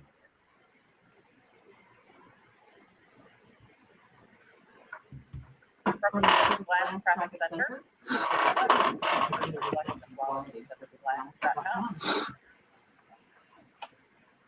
We have a report of an accident I-77 southbound at 277. Also, I-20 westbound, Highway 601, following our table. So, and we have a report of an injury accident at Highway 601 at Oak Road. The forecast for today, looking for speed sunny, 79 for the high, 48 for the overnight low. setting for tomorrow. Travis, I think what you want to hear about the 3 scramble plays. Zeb is not making a scramble play. And while I think the Zeb Nolan story has been fun and entertaining, it's might be time to move on from that one. Zeb Nolan is not making a scramble play, and that offensive line, while better, isn't necessarily going to hold up.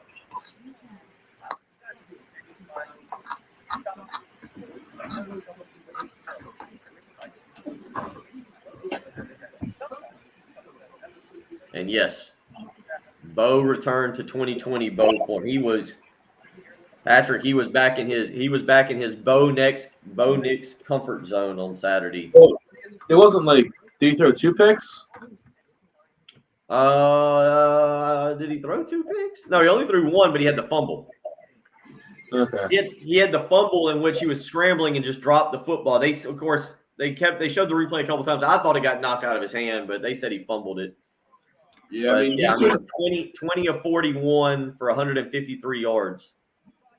Yeah, and he should not be in the negatives. An athlete of his caliber should not be in the negatives in the rushing yards. That only happened against Georgia.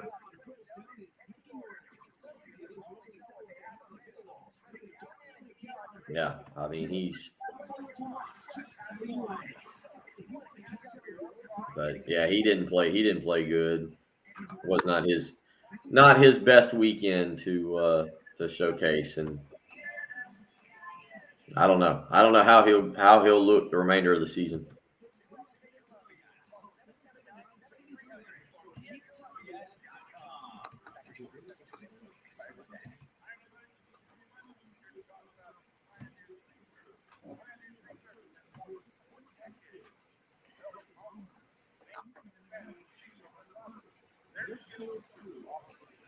Oh.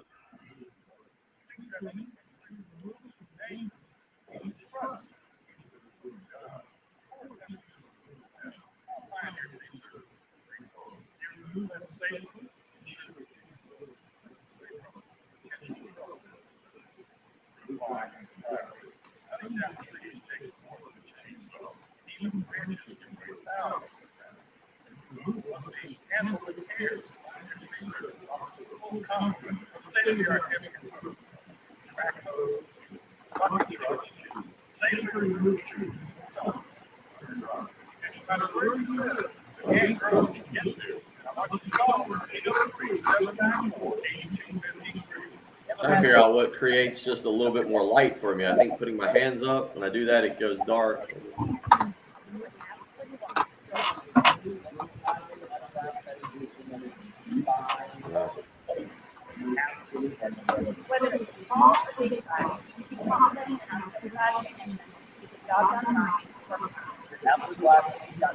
No, that doesn't work either. That's all right. We'll be back in studio on Friday for Donut Friday. And I got the kids this weekend, Patrick, so lots of donuts. Oh, yeah. From where? Lots of donuts. From where? Well, Dunkin's the only place I think that's open at that time in the morning. What time in the morning? 5:30. We're limited on our options unless we've got somebody watching with one of those other donut places that would like to bring us donuts. I thought you were talking about Saturday you would go get donuts. Oh, no. You got to go to the Chicken Butt Donuts. Which one is that? That's the one in Chapin? Yeah. Oh, that's that way. I've never been because it's just entirely too far for me to drive from Columbia, but I'll have to get them some morning or like the day before, bring them. A lot of hype around those donuts. There are. I've seen that. They're good.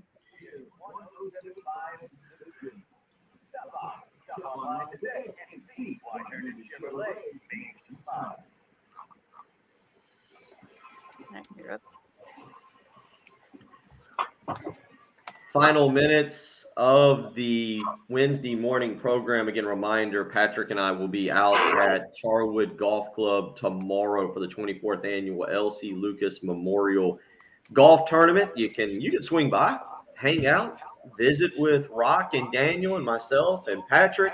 You don't have to play in the tournament. You can even donate a little bit of money. It is a tournament that is founded in honor of Mr. L.C. Lucas, who founded Charwood Country Club in 1978 and is a former World War II Navy veteran. After his death in 1998, the Lucas family establishing Charwood to provide for those in need. And last year, the tournament raised over $10,000. You can help by donating a gift, a prize, or money. Call 803-755-2000 for more information. Patrick and I will be out there tomorrow morning, bright and early. I believe it was Gamecock Larry's buddy Root Hog that weighed in earlier and said Gamecock Larry not feeling particularly great this morning. So thoughts and prayers with him, a great veteran for our country. A lot of great veterans out there, and we appreciate your service.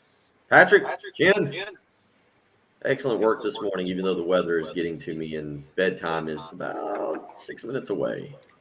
Medicine. There you go. What's the high for today, Jen? 79. Whoa. I love that, but it's too cold in the morning for it to be 79 in the afternoon. It is That's not. how we all end up sick. That's how we all end up with the sniffles and the sneezes and the tissues. And take care of yourself out there. Take care of yourself. We're trying here. Wimpy. Just stay inside. It's always 70 degrees inside. No better way to wrap up the program than with the 3 opinions you just got. Hope you have a great Wednesday afternoon. Patrick and I'll talk to you from Charwood tomorrow in the early game. 107.5.